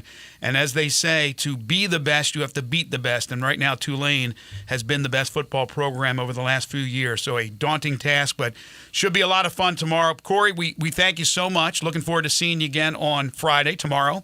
He is the voice of Tulane Green Wave, the director of broadcasting with the Green Wave. He is Corey Glore. You can follow him on Twitter at Corey Glore. Thank you, Corey. Have a safe trip. Thank you, Greg. Thank you, Eli. I appreciate it. Take care. Good stuff. It'll be fun. It'll be a fun game. I mean, from a football standpoint, moving forward, and yes, both teams, both schools would rather be somewhere else. But while they're here in the American, Memphis, obviously Tulane, UTSA football, we'll see where UAB ends up. We'll see where Florida Atlantic ends up. SMU's leaving, and they are the bell cows of this conference. I mean, there's others that are trying to take that step up. Charlotte's trying to take a step up. North Texas has been pretty decent. But when you look at the very top, right now, it's Tulane. If you want to know about the very top of chocolates, chocolatiers, if you will, Dinstall's. Are you kidding me? Dinstall's Fine Candies and Chocolates, a staple here in Memphis for over 120 years, but people around the country have certainly tasted the great delectables from Dinstall's. And tailgating, Friday night, tomorrow night for the Tigers game, whether you're tailgating for high school football down the road or other games, think of great delectables from Dinstall's. The Cashew Crunch. Are you kidding me? All their great chocolates. And don't forget about October being caramel apple season.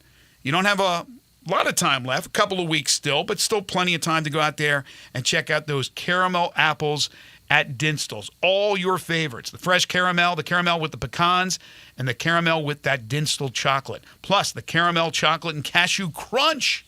And the ultimate, the turtle apple with the caramel, the pecans, and the chocolates. They're all available for you because it is caramel apple season at Dinstall's. So head on over to any of their 5 stores. Check out those great treats and all the other terrific candies and chocolates for tailgating or for any time of the year at Dinstall's Fine Candies and Chocolates. You can head on over to the local, and I say local because Laurelwood, not far from here, not far from where I live. But if you're in Germantown, they have one. If you're in Collierville, they have one.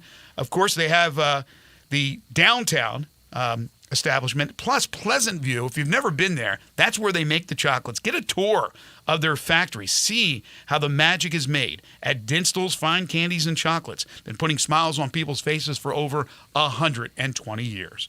When we come back, it's the Tiger Football Report. More on the Tigers in Tulane. This is Sports 56 Mornings with Greg and Eli on Real Sports Talk, Sports 56 and 98.5 FM.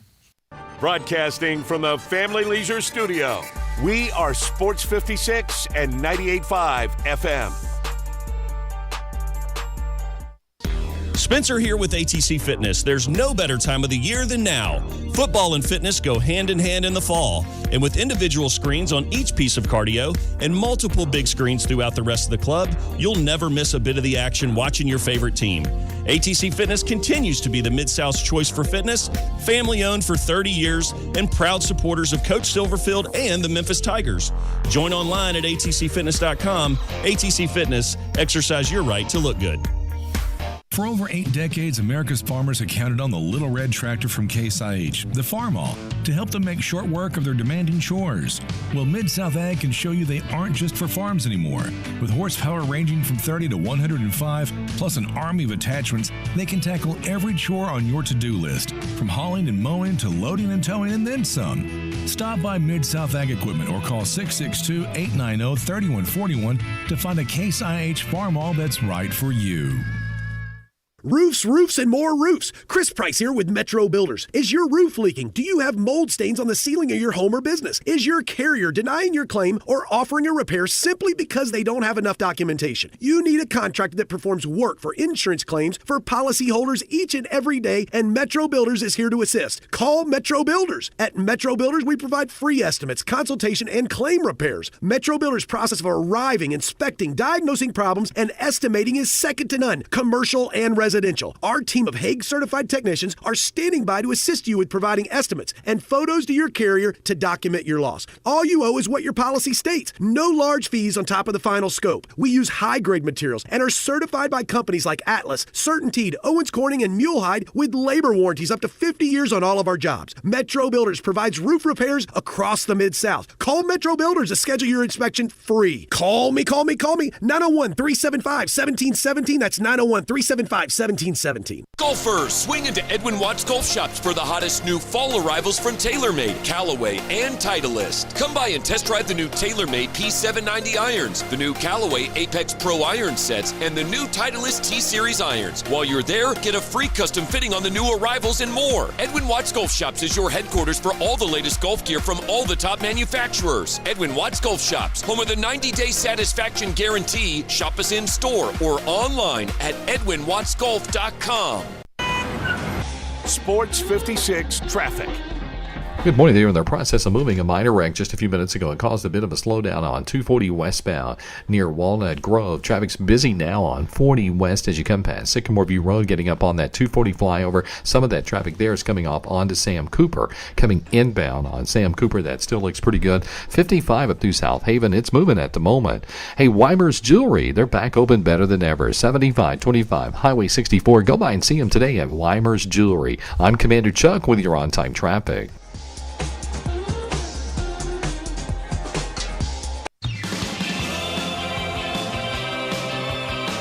Now, back to Sports 56 Mornings. Isn't it a lovely morning? On Sports 56 and 98.5 FM. This hour brought to you by James Gaddis Jewelers. Here once again, Greg Gaston and Eli Savoy. Welcome back here in the Family Leisure Studios. It is 8:26. It's time for the Tiger Football Report as we take a look at the Tigers matchup this week. It's brought to you by La Guadalupana, Car Corner on Mount Moriah, Dave and Buster's, Ben Swanger Glass, and Central Barbecue. Tomorrow night, Memphis Tigers, 4-1 on the year, 1-0 in conference play, take on the Tulane Green Wave, who have that same 4-1 and 1-0 record. Simmons Bank, Liberty Stadium, 6 o'clock kickoff. It'll be televised on ESPN. And, of course, it's wrestling night. That means you can watch some wrestling out there on Tiger Lane before the game, beginning at 4:30.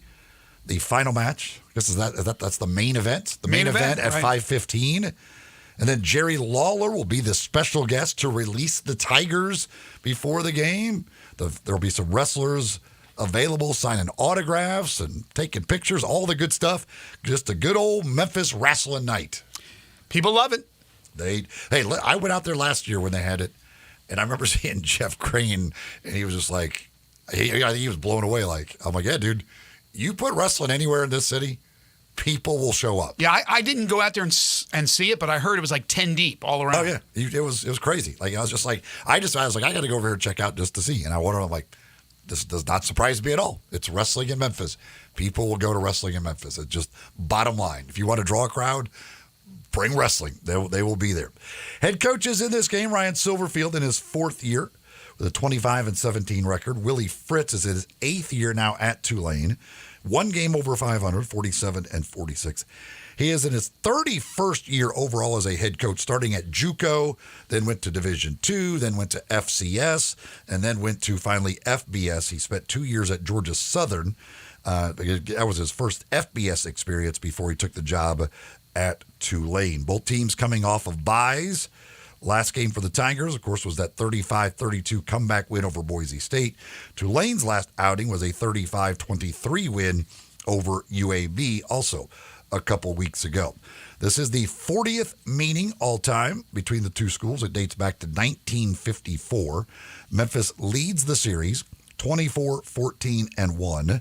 Tulane won last year's game down in New Orleans 38-28 after jumping out to that 35-0 lead at halftime. But in Memphis, the Tigers have dominated. 15-2 overall in Memphis, including winning the last 8. Last time Tulane won in Memphis, didn't happen this century. 1998 was the last time the Green Wave knocked off the Tigers here in Memphis. So 25 years since they have won a game here in Memphis. The Memphis offense, 34th in the nation now in total offense. They average 439 yards per game. They are 33rd throwing the ball, 277 yards. They are 60th running the ball at 162 yards per game. And they are in the top 20. They're number 18 in scoring, averaging just over 36.5 points per game on the year. Seth Hennigan, the quarterback, 68% he is completing his passes at. That's 23rd in the nation. He is at 1,376 yards, also top 25 in yards per game. He's got 10 touchdowns to go with 5 interceptions. And he also has run for 3 touchdowns on the year, so 13 total touchdowns for Hennigan. Of course, this is his 3rd year as a starter. It'll be his 3rd start against Tulane. And he's thrown for over 300 yards in each of the previous 2. Last year, 26 out of 41, 312 yards, 3 touchdowns, and 2 interceptions. The year prior, as a freshman, very similar numbers in the completions and yards. He had 27 of 42 in that one for 336. Had 3 touchdowns, but no interceptions. Was much more key in that one, in that game 2 years ago, the victory against Tulane. The running backs, Blake Watson, has now 2 100-yard rushing games, as he had 113 yards against Boise with 2 touchdowns. For the season, averaging almost 6 yards a carry. 77 carries, 455 yards, 6 touchdowns on the ground.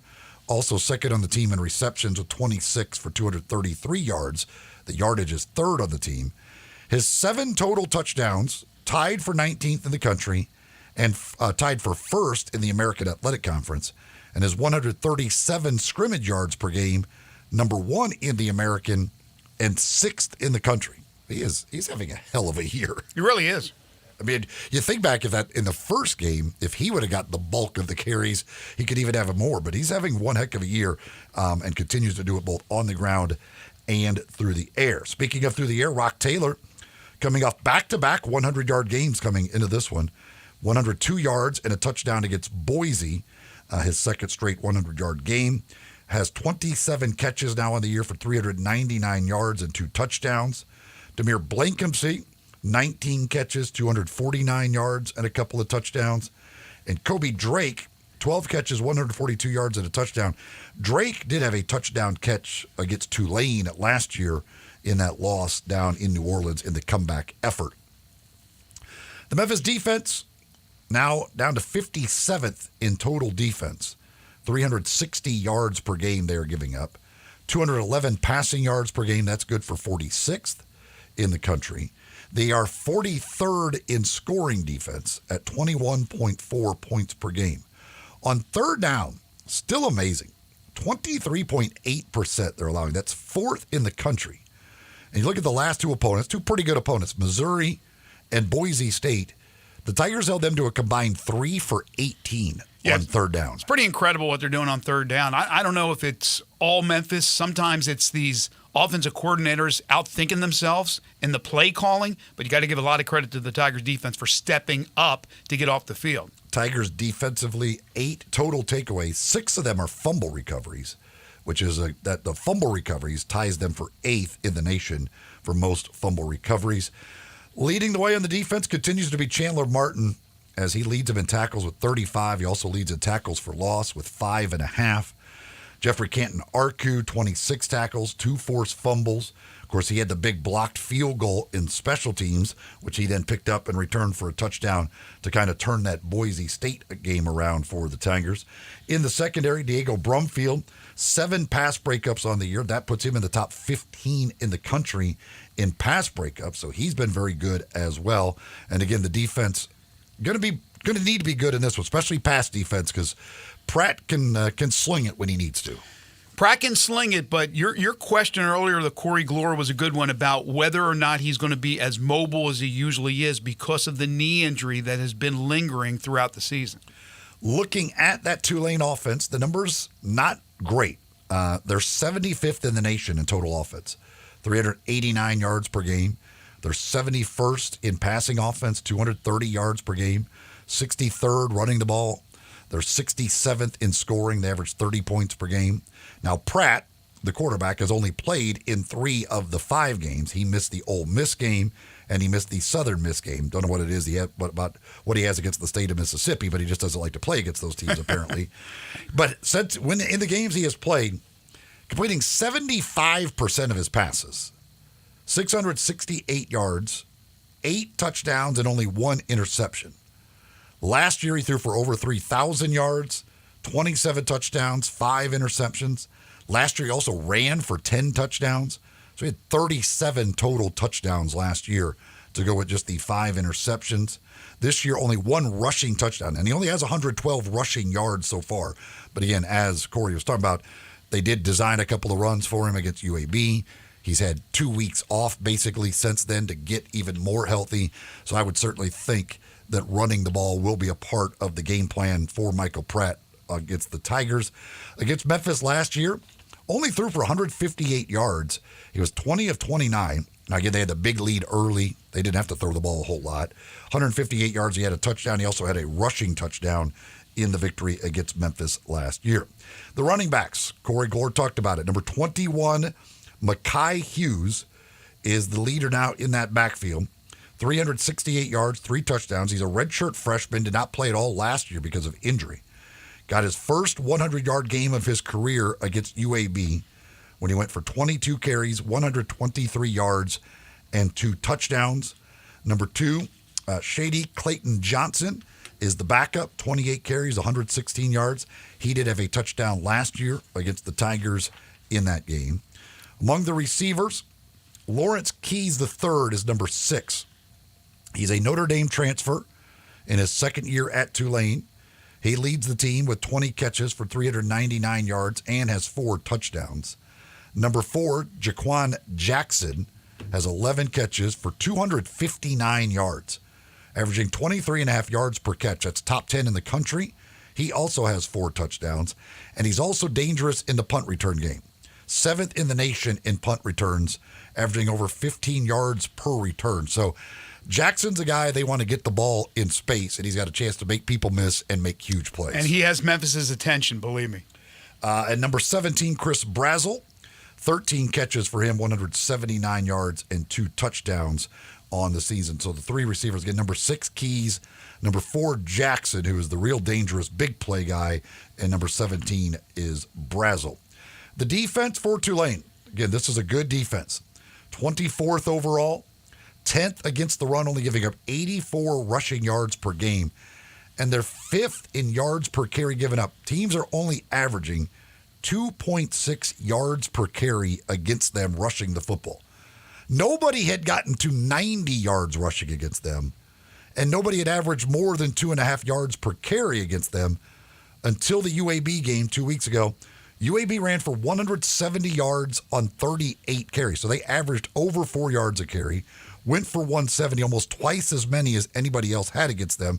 And Corey explained a little bit about how they were doing it, and I wonder if the Tigers will kind of incorporate maybe a little bit, finding some way to open up the middle of the field. Because, again, I mean, like, Ole Miss couldn't run the ball against them at all with Quinshon Judkins. Like, this was against some pretty good rushing teams, and they could not run the ball. Only UAB's found a way to run it against them. There's no question they dissected that tape and looking at different ways. It's going to be tough to run between the tackles, and they're going to come up with try to come up with things that are a little bit maybe outside the box, but also they're hoping to probably use some of that athleticism, get to the edge, turn it upfield. I think the way to run on this team is misdirection, because if you're just going straight mano-a-mano versus this team, you're going to lose most of the time. They are 81st against the pass. They only give up 17 points per game, which is 21st in the country. They have 7 interceptions on the season among their 11 takeaways. They're also top 25 in the nation in both sacks and tackles for loss. As Corey talked about, they are aggressive up front. They are trying to get into the backfield. They are trying to wreak havoc. They're trying to get those tackles for loss, get after your quarterback. It's going to be a lot of pressure on that Memphis offensive line in this game. The guys to watch, their leading tackler is linebacker number 99, Jesus Machado, has 42 tackles on the year, along with one of their interceptions. Up front, number 90, Devin Neal, and number 0, Patrick Jenkins are two of the main guys up front, each with 3.5 sacks, each with 6 tackles for loss. Darius Hodges, number 6, is another guy up there to watch out for. He will get in the backfield and cause some problems. They are really, really good in that front four. And then back in the secondary, cornerback number 7, Lance Robinson. He's got 3 interceptions on the year. That puts him in the top 10 in the country as far as individuals go with interceptions. So they'll put pressure on you, try and force bad throws, and then they will go pick it off with those 7 interceptions that they have. Tulane currently a 4.5-point favorite in the game. The over-under set at 54.5 for this one tomorrow night again, 6 o'clock out at Simmons Bank Liberty Stadium on ESPN. Again, the Tiger Football Report brought to you by Central Barbecue, Car Corner on Mount Moriah, La Guadalupana, Ben Swanger Glass, and Dave and Buster's. Thank you to all our great sponsors. All right, when we come back, final segment here in hour number 2, we'll go over the top 10 lists from ESPN's countdown of the top 10 players, top 100 players in the NBA this season. The top 10 is out. We'll go over that list. And also, we know that the United States lost the Ryder Cup to the Europeans, but that's in golf. How about if they were fighting each other? Who would win that one? When we return, we're going to dissect that. This is Sports 56 Mornings with Greg and Eli on Real Sports Talk, Sports 56 and 98.5 FM. Broadcasting from the Family Leisure Studio, we are Sports 56 and 98.5 FM.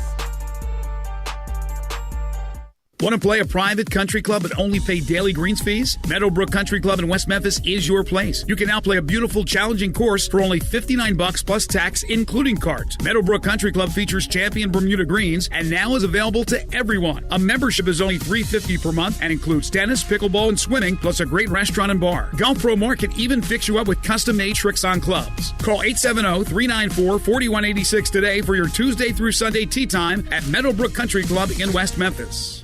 Simple, smooth, and every sip as easy as the last. Tito's handmade vodka tastes just as good with tap water as it does with your favorite mixer. Back in the day, Tito distilled, hand-bottled, taste-tested, sent to a few friends, then taste-tested again to give you the finest juice around. No frills, no flavors, no fancy labels, just the good stuff. Just Tito's. For recipes, videos, and more, visit Tito'sVodka.com. Distilled and bottled in Austin, Texas, 40% alcohol by volume, namely 80 proof, crafted to be savored responsibly. Snap into action this NFL season with FanDuel, America's #1 sports book. Right now, new customers get $200 in bonus bets, guaranteed, when you place a $5 bet. That's $200 in bonus bets, win or lose. If you've been thinking about joining FanDuel, there's no better time to get in on the action. The app is so easy to use. There's a wide range of betting options, spreads, player props, over-unders, and more. Hey, in New York, right now I'm looking at all of the unders for Jets offensive numbers. Passing yards, touchdowns, receiving yards. I'm looking at all of the unders in New York. So visit FanDuel.com/win and kick off the NFL season. That's FanDuel.com/win, FanDuel.com/win. FanDuel, official partner of the NFL. 21 plus and present in Tennessee. First online real money wager, only $10 first deposit required. Bonus issued is non-withdrawable bonus bets that expire 7 days after receipt. Restrictions apply. See terms at sportsbook.fanduel.com. Gambling problem? Call TN Redline 1-800-889-9789. Memphis' oldest restaurant, Coletta's, was established in 1923 to give Memphians the best Italian food possible. And I'd say they got it right. They are the creators of the barbecue pizza. It was Elvis's favorite, and I know for a fact that a large will feed one person all weekend. If you need to feed several, though, Coletta's caters any event. Choose from homemade lasagna, ravioli, Alfredo, primavera, and so many other delicious items you can't help but enjoy. Impress employees or clients and treat them to Coletta's for lunch or dinner. Plan ahead and get your holiday party booked at Coletta's. Elvis's favorite place to go eat with his buddies at the South Parkway location, and Coletta's even has an Elvis room dedicated to him. Call Coletta's on South Parkway at 948-7652 or Appling Road at 383-1122. Coletta's. It was Elvis's favorite, and it should be yours too.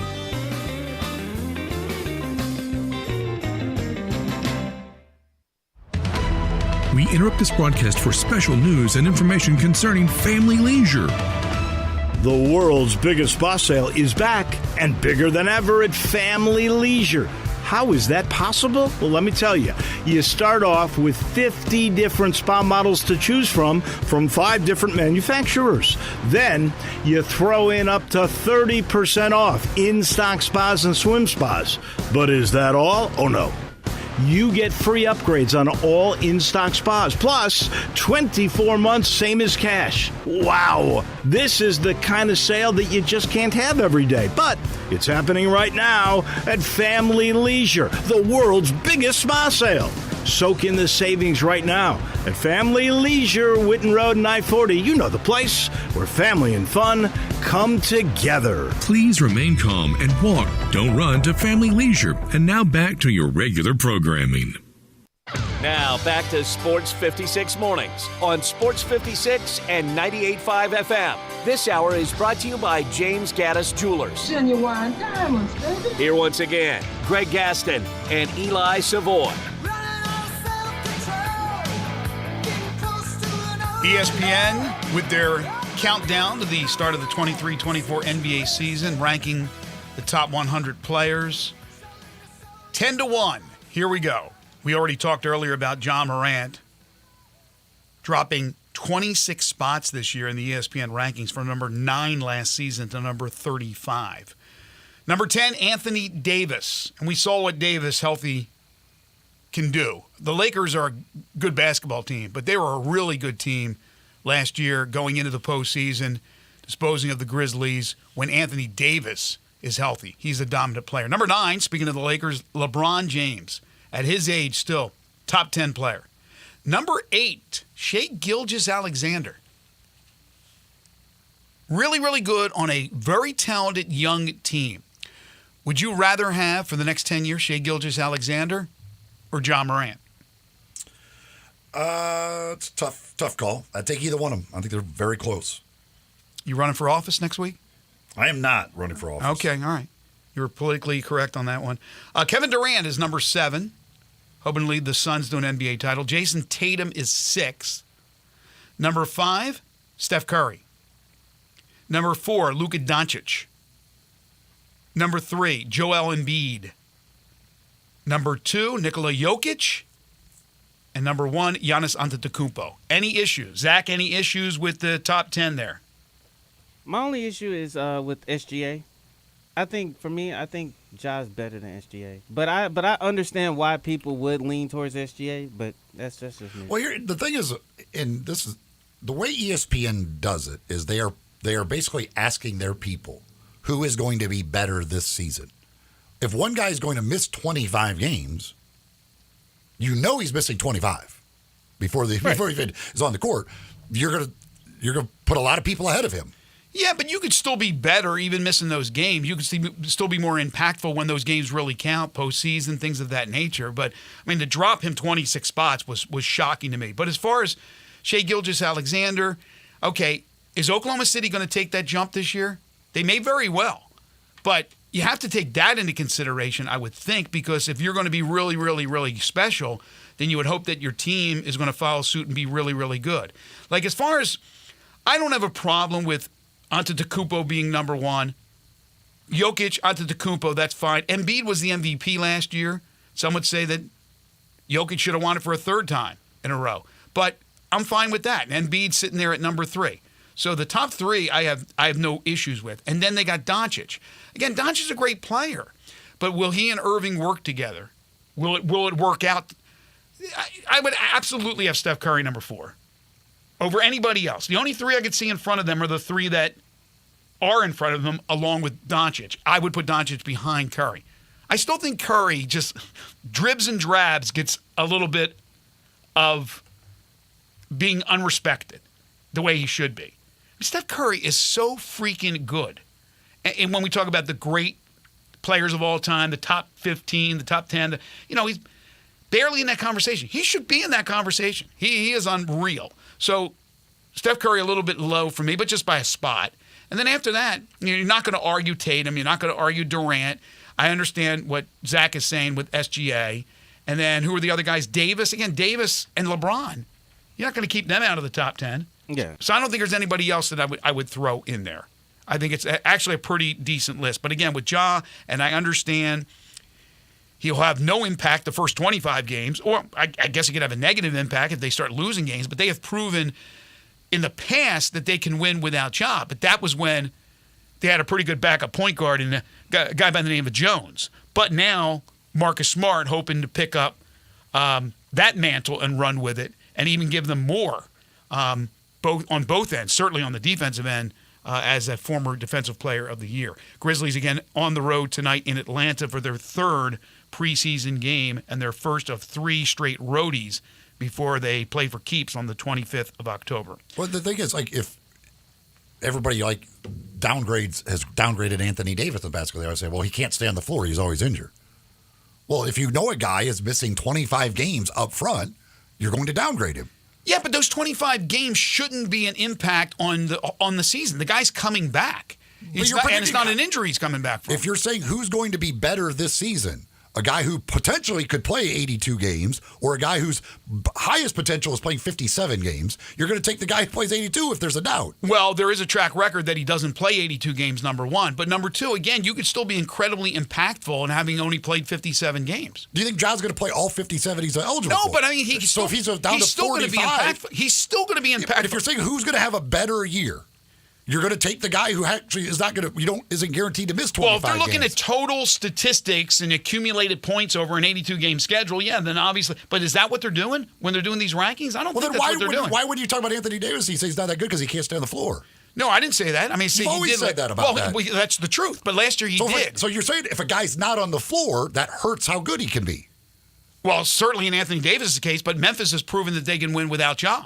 This isn't about what Memphis can do without Ja. It should all be They're talking about the player. They're ranking the player, not his team. They're ranking the players. Who's better? Who's going to be better this year? That's what the question they ask is, who's going to be better this year? That's how they ask their guys. Is this guy going to be better than this guy? So if you're comparing him to somebody who is not automatically out 25 games, you've got to give the benefit of the doubt to the guy who's not. Yeah, but I'm not going to sit here and dissect the list because I guarantee you there are players that are ranked behind Ja Morant that we could say, well, those guys will probably play 75 to 82 games. Won't they be better than Ja Morant? And there's guys in front of Ja, which I certainly think, that he should be ahead of them even missing those games.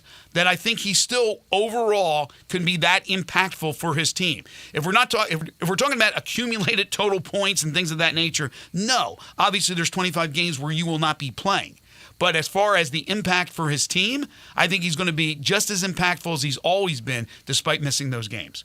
All right, this was fun. I had lunch with my buddy the other day, Ray, and we were going over this, and I wanted to get your thoughts on it. Obviously, we're not happy with the USA result in the Ryder Cup, the USA losing to the Europeans. Of course, we always seem to lose when it's on foreign soil. That's unfortunate. They got to figure something out. But would we lose to them in a fight? Would we lose to the Europeans mano-a-mano? Because Rory seemed like he wanted to fight. At least Joe, what's his name? Joe LaCava? LaCava. He wanted to fight the caddy for Patrick Cantlay. So he was in a feisty mood. So who would win in these imaginary fights, taking the singles matchups at the Ryder Cup? All right, Eli. John Rahm and Scotty Scheffler in a heavyweight battle to start things off. Rahm. Victor Hovland, Colin Morikawa. Hovland. I agree with you. Old feisty Justin Rose and Patrick Cantlay. Rose. No. It's Cantlay. Cantlay is the most boring person on the planet. It doesn't matter if he's boring. He wouldn't even fight. No, I think he would Cantlay. Just stand there. No, and I think punched. Cantlay would fight. I think Cantlay will stand up to anybody. I'm going Cantlay. He can't even admit that he's protesting. Well, yeah. I mean, he wanted to kind of calm the fire, or put out the fire, if you will. By the way, hopefully Steve. Well, then just put on the hat. Steve Sands will be with us hopefully next week, and we'll talk to him about that. Steve was right in the middle of everything. Rory McIlroy, Sam Burns. Come on. The Irishman. Burns could be Irish too, but Burns is a Louisiana boy, I believe. Yeah, but Rory McIlroy, man, you learn to fight when you're in Ireland growing up. Come on now. The potato famine and all that. Rory's a stocky little but I'll tell you, I bet Sam Burns is a feisty character. I don't know. I got to go Rory on that one. Matt Fitzpatrick and Max Homa. Two lovers, not fighters? Homa. I got to go Homa, though. Matt Fitzpatrick, I don't know. He could be scrappy. Terrell Hatton and Brian Harmon. Come on. It's not even close. It's not even close. The Leprechaun, right? I don't know this guy, so I don't know how good a fighter he could be, but I know he's losing. Ludwig Aberg, Brooks Koepka. Koepka's crushing him. Yeah, Aberg's a big guy. But the bigger they are, the harder they fall. Koepka. Sepp Straka, Justin Thomas. Come on. Straka, crush him. Nikolai Hogard and Xander Schauffele. I don't know Hogard that well, but Schauffele does not look like a fighter. I'm going Hogard in this one. I'd go Schauffele. You going Schauffele? I think Schauffele's a little stocky, tough character. Shane Lowry, Jordan Spieth. Out of his weight class for Jordan Spieth. He's way out of his weight class. Lowry has a couple of pints of Guinness. Forget it. Tommy Fleetwood, Ricky Fowler. Again, two guys that don't look like fighters. It's not even. It's that like featherweight fight. You going Fleetwood? I guess I'd go Fleetwood, but that is a featherweight fight now. Robert McIntyre and Wyndham Clark. Wyndham Clark? Mm-hmm. I barely remember McIntyre. Clark's a big boy. He is a big guy. Is McIntyre a big guy? Not really. I don't think so. Okay, go Wyndham Clark on that one. So out of all the the winners we had and all that, in the end, in a no holds barred battle royale, who comes away with the win? Well, Koepka would be the most. I would say Koepka's got a chance. Would probably be the guy. I would pick Koepka as well. Who would you pick? Although Shane Lowry could be tough to get out of the ring. Would you go Lowry from the European team as the one in the end that's fighting Koepka? Or would you go Rahm? I'll tell you what, Terrell Hatton would be. He looks like he's a scrapper, doesn't he? And he's got anger issues to begin with. Terrell Hatton might win, as a matter of fact, but Koepka's got him inside. But Hatton is strong as hell, and he is an angry dude. Why? Because he's little and he looks like a leprechaun. He's angry. All those leprechauns aren't angry. Come on now. Now I agree with you. I think Hatton has a chance to come out of it. Again, Lowry, if he gets mad, he's so big. Straka's big, but I don't know. Rahm, you talk about a guy could be angry and feisty. Rahm could be really tough. That would be a tough one for Koepka because of his size, his mass, for goodness sakes. But Hatton's a little guy, so Koepka's a lot bigger than him, but he's a scrapper. There's no doubt about it. So I don't know. I'd give the edge to Brooks Koepka, and therefore we would even the score as Americans. So let's get these guys, let's get these Europeans inside the squared circle to end this thing for good. Folks, I have found a hidden gem. If you're in the market for appliances, for refrigerators, for microwaves, for dishwashers, washer and dryers, whatever it is, forget about the big old box stores. They're going to take you behind the woodshed. You know what they're going to do with you. I got a place. It's called Everything's Yours Appliances. Everything's Yours Appliances. There's 2 locations, and they do have everything. And right now they have a sale that's happening up to 50% off. They're located at 7095 Hacks Cross Road in Olive Branch. 7095 Hacks Cross Road in Olive Branch, and 8478 Highway 178 in West Byhalia. I went down there. I visited Leon at the West Byhalia store. He and Gloria do an amazing job. Everything's Yours Appliances. No credit financing available, and a low down payment and delivery. Everything Yours Appliance has all the major appliances and the name brands. Sometimes you get the shipment in and it might have a little dent. Sometimes they have those type of appliances that you're going to get hundreds of dollars off because of that. Now, not all of them are like that. Some are immaculate. But you also have those options as well with name brand items at Everything's Yours Appliance. So hurry down to Everything Yours Appliances, where the customers are always treated like number one. Say hi to Leon or Gloria at any of those 2 convenient locations. Tell them you heard it here on Sports 56 Mornings. But again, if you are in the market for those appliances, look for that hidden gem. Look for Everything's Yours Appliances. When we come back, hour 3 of the program, it's the AutoZone Liberty Bowl Inside College Football Hour. Harold Grader will join us. Plus, we'll talk to the head coaches for the AutoZone Liberty Bowl High School All-Star Game, which were announced yesterday. Cedric Miller from Mace and Slade Calhoun from Munford. And we'll have our world-famous Pick 6. It's all coming up next.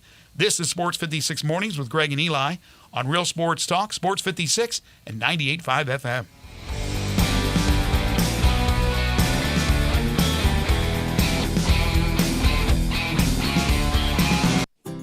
Is your wife asking you to stop eating junk food? Well, we have you covered at Humdinger's. It's quick and it's healthy, and most important, it tastes amazing. With many choices from salmon salad to rainbow trout and grilled asparagus. Come visit us for lunch at Humdinger's, 6300 Poplar Avenue.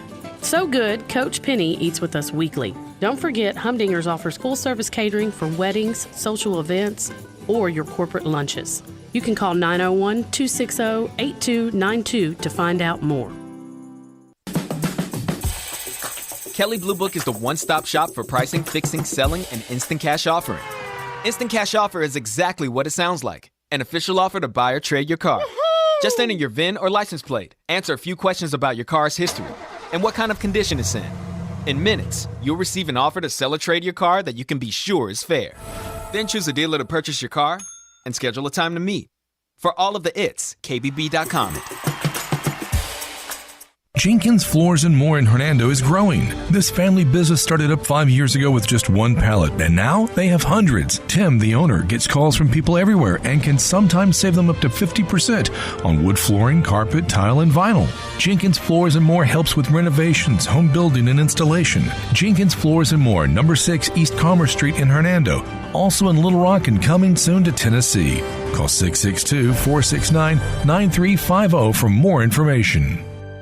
Finding great candidates to hire can be like, well, trying to find a needle in a haystack, but not with ZipRecruiter. Its powerful technology actively finds and invites qualified candidates to apply to your job. So while other companies might deliver a lot of hay, ZipRecruiter finds you the needle in the haystack. See why 4 out of 5 employers who post a job on ZipRecruiter get a quality candidate within the first day. Try ZipRecruiter for free at ZipRecruiter.com/free. That's ZipRecruiter.com/free. Wow, I feel good. Shopping at DriveMax. DriveMax. DriveMax. You get value. Need a car that screams I feel good? DriveMax has it all. From cars to SUVs, find a tightly inspected used car that'll have you dancing all the way home. Call 901-664-2424 or visit DriveMaxApproval.com. DriveMax, I got approved. We are Sports 56, WHBQ Memphis, and W253DF Memphis. Flynn Broadcasting Stations. Sports 56 traffic. Good morning. It's really starting to build over here now on 40 westbound as you come past Sycamore View Road. Traffic still looks good right now coming out of Fayette County. It's just busy there on I-40 coming past 269 and 385 Billmores. Parkway has been quiet so far this morning as you make your way inbound on Billmores all the way up to 240. Don't miss it this year. I'm talking about Smoky Mountain Fall Festival at Ober-Gatlinburg. It's going on through the end of the month. Check it out now at obergatlinburg.com. I'm Commander Chuck with your on-time traffic.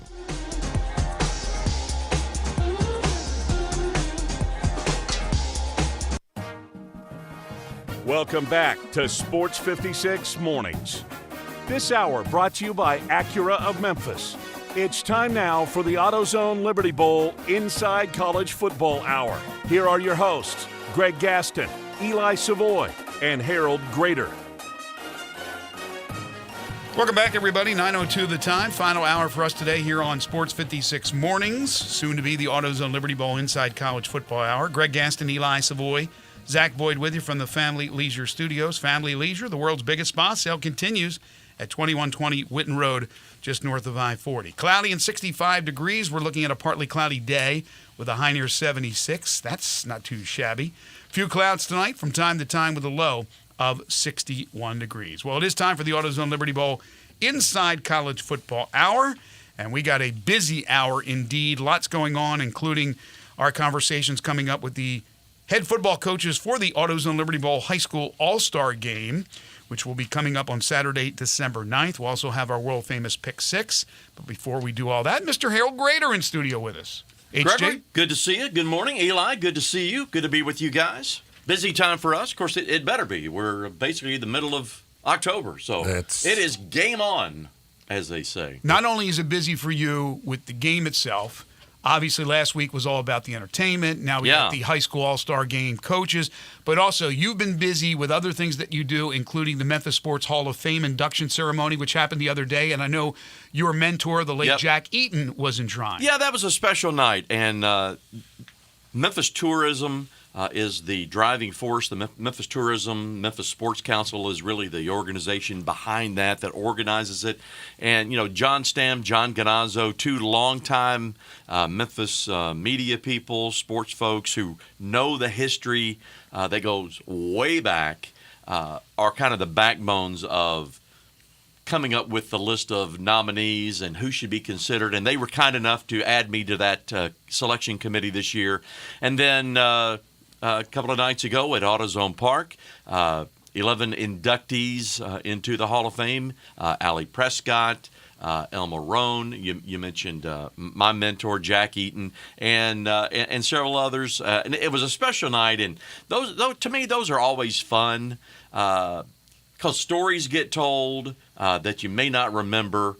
You may even learn two or three things that, gosh, that's an interesting fact. I didn't know that about that person. Exactly. And just seeing everyone come together to celebrate the history and the legacy of sports in our city. And again, it was fun and obviously meaningful for me and Jarvis Greer.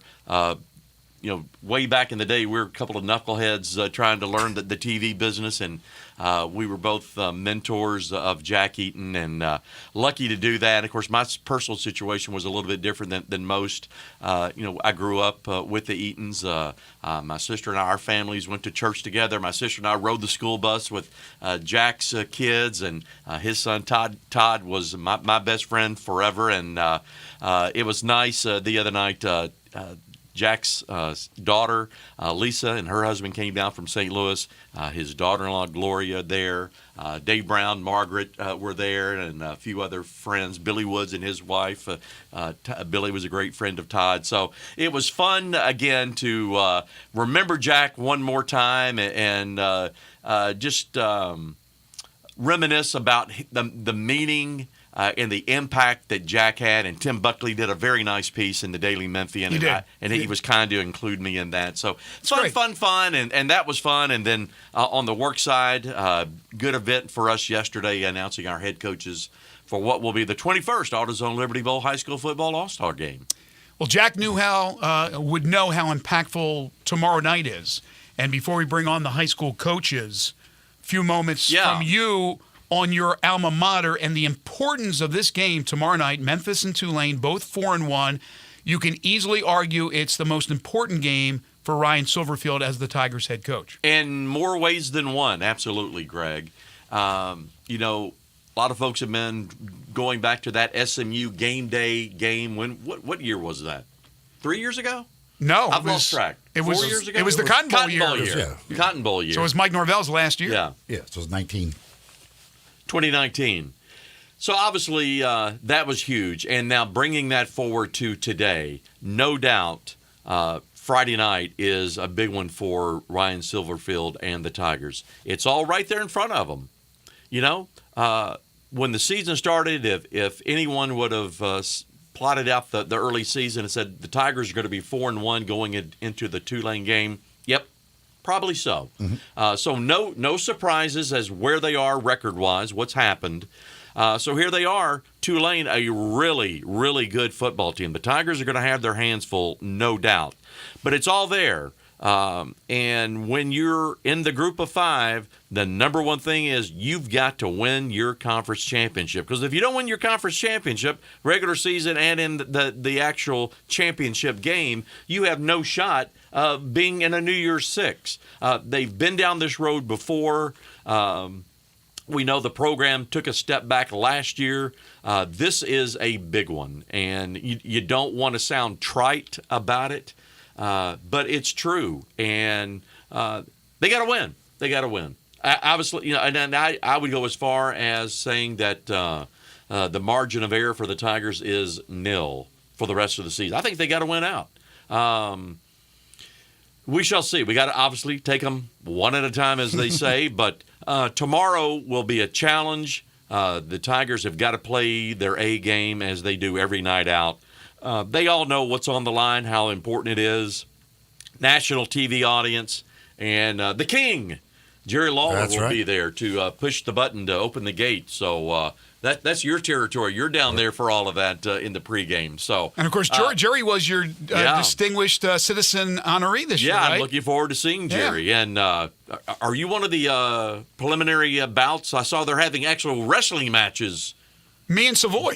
I thought it was going to be you two to decide Phillies Astros. I thought that's how you guys decide Phillies Astros. Well, it all comes. I'm not taking him on. It all comes full circle. Yeah. Because yesterday you announced the two head coaches for the AutoZone Liberty Bowl High School All-Star Game. Again, December 9th, 2:30 at MUS. And I say full circle because we're talking Tigers football, and this guy is a former Memphis Tiger whose son happens to be on this year's roster. He is Cedric Miller. He is the coach of Mace. He's a terrific high school football coach, and he is the coach of the Red Team. He joins us now here on Sports 56 Mornings. Coach, how are you? I'm doing wonderful. Congratulations on the honor. I know you've been involved in the past with this game. It's a terrific game.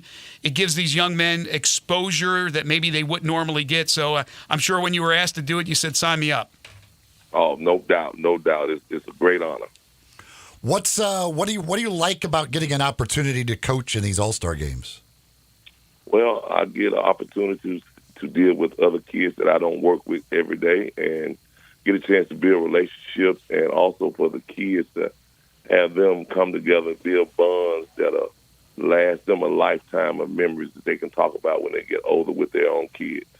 Do you have your coaching assistants list available that you can kind of rattle those off for us? Oh, yes, I do. We got Deron Sutton from Ridgeway. We got Blake Butler from ECS.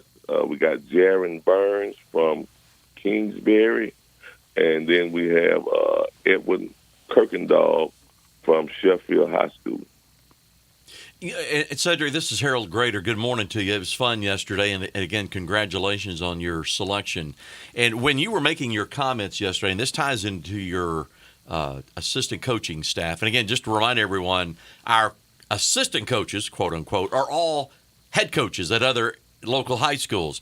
But one of the things you mentioned, Cedric, is as you looked around the room, you were pointing out this coach, that coach, this coach, all former Tigers. All former Tigers, well, yeah. Not all of them, but there were quite a few. Yeah. Quite a few. Talk about you former Tiger football players coming back into the community as coaches, mentors, leaders at the local high schools after your playing careers. It feels great to know that you have some of your former teammates and former alumni giving back to the community and reaching out to the young people so we can bring them up and give them the experience and mold them into being great student athletes amongst this city here in Memphis. So to go back and pick those guys who I know have the same mindset and the same goals that I have, it was a no-brainer. So you're coaching Mace. What is this, your second year now since you moved over? Yes, this is the second year. How's the team look so far this year? Right now we're 6-1. Ooh. We're off this week. We'll come back and finish the season up with Bonanzas in Middle College, and then get ready for the playoffs. What are the prospects in the postseason for you? The first 2 rounds, if everything goes the way it's supposed to be, we'll play at home. It looks like I'll either be playing either South Fulton or Greenfield in the first round, and there's a great possibility I could host either Dresden or Union City in the second round here in Memphis. You guys, of course, had the great year last year as well. My only question is for this year, why are you allowing teams to score this year? Last year you didn't. What's going on with your defense over there? You're actually allowing a point here and there. Well, I'll say this. Last year, we really didn't get a chance to play a lot of whole games. This year, I'm trying to build depth with some of my young guys because that hurt us in the playoffs last year when it came down to it, people going down. So some of my young guys are coming in, and, sometimes they make young mistakes, and, sometimes that costs us points. But it's building depth for what we need to get ready and go off into the playoffs because, you got to have people, something happens, somebody got to go in, next man up, and they need the experience. So sometimes we have to sacrifice those points in order to get those guys reps and get them ready for what it is that we need to do in the playoffs. And for those that don't know, they shut out their first 7 opponents last year. They were. We talked about it every week on this show. So it was pretty incredible. And so one of the things that you and I talked about yesterday there at Mace is something that you're proud of. You want to brag on it a little bit. Are the facilities and what they've done to improve the program for you and those young men that you're coaching? Our executive director, Roger Gaston, who's also a former Tiger, has really put a big emphasis on our student athletes, and we've moved from across the street to the old Northwest Prep building in Old Tech High School, and he's done a tremendous job in upgrading the facilities, the weight room, the new locker room, all the attributes you need to compete at the high level in high school football here in Memphis. So that has brought a lot of attention and it's attracting a lot of great student athletes inside the city. Finally, Cedric, your son, as I talked about earlier, is now following in the footsteps of his father as he's transferred to the University of Memphis. How are things coming along for him, and what's it like to have your son kind of follow in your footsteps? Cameron's doing fine, man. He's enjoying being back home. Him following my footsteps, it was his choice. I gave him every opportunity to make his choice where he wanted to go. He had several other options that he probably could have chose. But instead, he said he wanted to come home and play for the Memphis Tigers and represent his city. And Cedric, I know you're a very proud dad. You've got another son playing ball. Yes. My baby boy is down in Mississippi Valley. Oh, wow. Playing football. And matter of fact, I'll be leaving out probably Saturday morning, going down there for their homecoming, just to celebrate with him and just to hang out and fellowship with him and all his friends. And Cam being a Tiger, that's cut down on the travel situation a lot for you, right? Oh, yes, most definitely saving a lot of gas money. Either way, it works out perfectly. A Friday night game for Memphis, Saturday, Mississippi Valley State, but a busy weekend nonetheless for the Millers. He is Cedric Miller. He's the head coach of the Red Team for the AutoZone Liberty Bowl High School All-Star Game and the coach at Mace. Ced, thank you so much. Always appreciate it.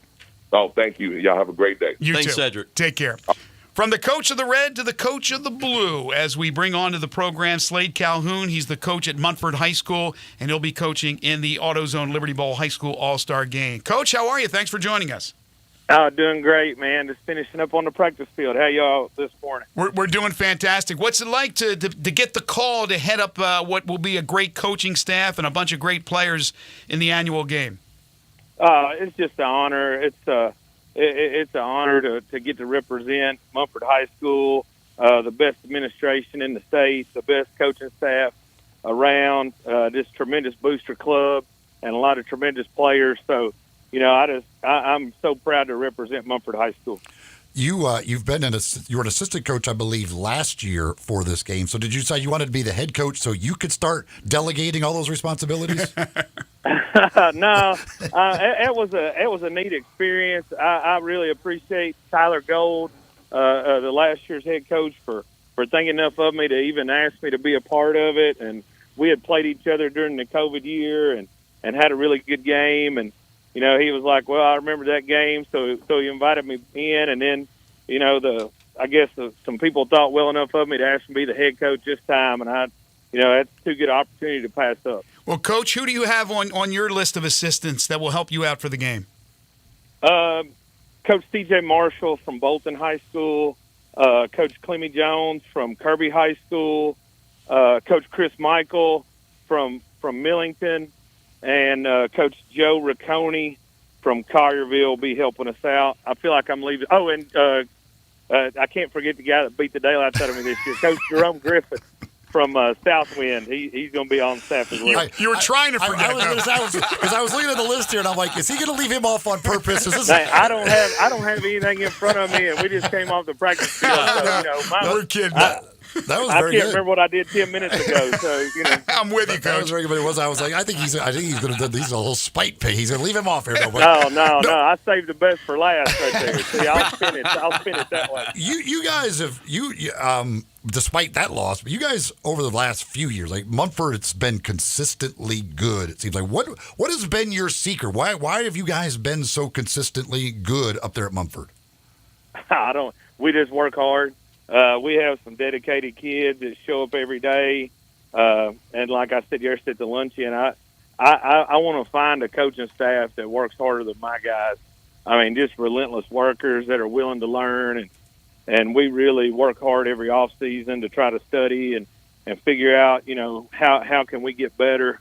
How can we coach better? What can we do to give us a better chance to win? And, just a lot of hard work and studying the opponent and studying ourselves and learning from our mistakes and just trying to be the best version of ourselves every week.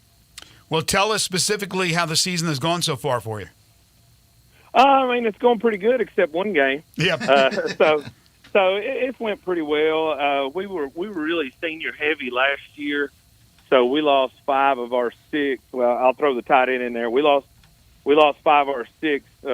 O-lineman and tight end. So we've had to replace all those guys. We only had one starter coming back.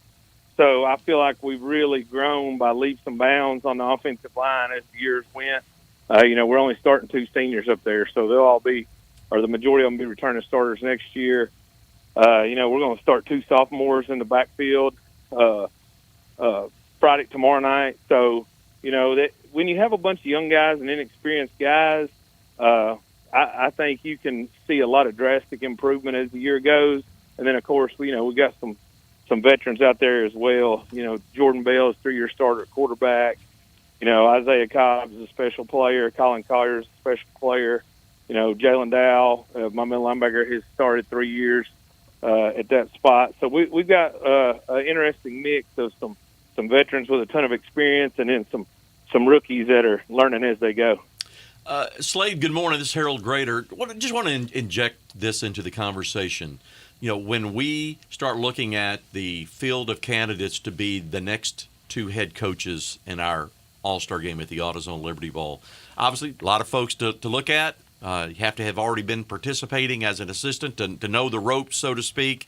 And when we pick Cedric and Slade, I got to tell you, the kind of people they are, the character of those coaches, how they work with their players, that's a factor for us too. It's not just about what you've done on the field, wins and losses. It's about bringing along and spotlighting quality people within our communities. And Coach, you and Cedric certainly personify that, and we're proud that you're going to be a head coach. And want to lead that too. When I think of Munford, I'm an old guy. When I think of Munford, and a lot of folks will recall this, Johnny Jones from Munford High School played for Tennessee, and he's not involved with the football program, is he, Coach? But he is a big part of what happens there at Munford High School. Oh yeah, Johnny's always around, and the first few years he would stand on the sideline during the games and all that. And now he's more of just out and about. I don't think he has time to hang out with us as much as he used to. Johnny's got a lot going on, but man, it is so awesome. Anytime I've ever been to the Touchdown Club meetings on Monday night, everybody wants to talk about Johnny Jones. and now when I got to meet when we got to meet Coach Cutcliffe, David Cutcliffe last year, the first thing he did before I could even say my name, he said, "Let me tell you a story about Johnny Jones." Yeah, and he was That's talking great. about being the running backs coach at Tennessee. I guess Coach Majors was the head coach at that point in time. Yeah. And he told a Johnny Jones story. He said every time he touched the ball in practice, he sprinted 40 yards and stimulated he was scoring a touchdown. And he goes, he would run back. He goes, we never had to hold a drill or a play up for Johnny, even though he was sprinting 40 yards after every play. They said his Coach Cutcliffe said Johnny Jones' work ethic was second to none. So that's what we try to emulate out here. We try to outwork everybody or work as hard as we can. Well, you've done an awful lot of that. Want to wish you a continued success with your season at Munford, and, of course, look forward to watching you coach your team in the AutoZone Liberty Bowl High School All-Star Game on December 9th. Slade, thank you so much. Congratulations. Absolutely. Thank you, guys. Thanks, Coach. Take care. And I want to remind folks, of course, the players that are selected, they're all nominated by their head coaches. So the deadline for nominations is November 3rd. Then a week or so later, the selection committee will get together and actually choose the rosters for this year's game. But two really, really good guys. And I got to tell this one quick story about yesterday. Jim McMahon, Senior Vice President, CFO of ARS, Conway Know Services. Jim very well. Their company's a great supporter, sponsor of the AutoZone Liberty Bowl, one of the presenting sponsors of the All-Star Game. He made some comments and introduced the coaches yesterday. And if you haven't seen Slade or Cedric, they both... ZZ Top. Yes. I saw the picture. Yes. I was like, what? Yeah, and that's exactly, in a humorous way, how Jim introduced them. They look like Billy Gibbons and the rest of the guys in ZZ Top. Dusty, So yeah, they had a lot of fun with that yesterday. And again, we want to thank Jim McMahon and ARS as well. But I had some fun with that. And again, two just really, really quality guys that are going to be the head coaches, and we couldn't be more excited about it. Yeah, I saw those photos of those gray beards like down to their belly button. I'm like, oh my gosh, it's ZZ Top. Yeah, Jim got to the podium. He says, he looks at me and says, "You should have told me to bring my guitar. We have ZZ Top in the audience today." He said that really? Oh, that's so funny. That is funny. In case of a tie, they're going to go to a beard off. That's There how they decide. And Slade said, "You know what? As a matter," he said, "I just trimmed a couple of inches off my beard a couple of days ago." Wow. And by the way, I know we're up against the clock here, but by the way, have you ever heard of a Johnny Jones that wasn't a great athlete? Like, it seems like I've heard of like a million different, I know it's a common name, but they always seem to have been great athletes. I want to meet the Johnny Jones that is just, he's an accountant. He's not the former great player. It's amazing. But that's great. Yeah. That tradition. I had no idea about Johnny Jones and that connection to Munford High School. Sunrise, folks, if you're thinking about breakfast or lunch, Sunrise is the place to go. Of course, breakfast, it's absolutely known for that. As you go by there, you can check out all kinds of different things. I know Harold's a big fan, frequent visitor over there to Sunrise, just like myself. You can go over there and enjoy the bowls or the kitchen sink or any of those great biscuit sandwiches with their homemade biscuits that they've got. You can, of course, on the lunch menu, check out that bacon cheeseburger, the French dip, or any of their other salads or sandwiches. You can find them on the menu. So many great items for both lunch and breakfast at Sunrise. And you got two locations to go to. You Got the original 670 Jefferson Avenue. You can also check them out in East Memphis, the Sunrise East location on Poplar Avenue in East Memphis. You can find them online, sunrise901.com. You can check out that menu. Plus, you can order online for pickup to make it very easy for you to swing on by, grab your food, and be on your way. For breakfast, for lunch, check them out at Sunrise. All right, let's do the pick six next. So we're going to need a fourth participant. Caller number 3, 360-8255, 360-8255. Caller number 3 will have a chance to win some barbecue from Central Barbecue. All you got to do is be caller number 3, 360-8255 for your chance to win. And again, if you've participated, even if you've lost, you're ineligible to do it again during this season. Caller number 3, 360-8255. We'll do it when we return.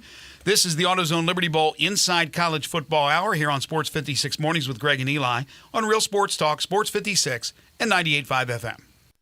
Be sure to follow us at Sports 56 WHBQ on Twitter, Facebook, Instagram, and YouTube to watch live video of our shows, stay up to date with station events, and have chances to win prizes.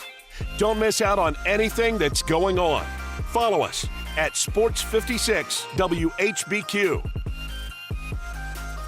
Start your day the right way at La Palapa with the biggest, baddest breakfast burrito around. Chorizo, cheese, rice, beans, and eggs served with fresh salsa, and it's served all day. La Palapa has daily lunch specials, all served with rice and beans, 10 a.m. to 2 p.m. Try a torta, breaded chicken, steak, chorizo, or ham served with mayo, avocado, lettuce, tomato, and jalapenos, all in a hoagie. Plus amazing soups and dinner entrees, all at La Palapa, 5255 Summer Avenue. La Palapa, the little hut with big taste.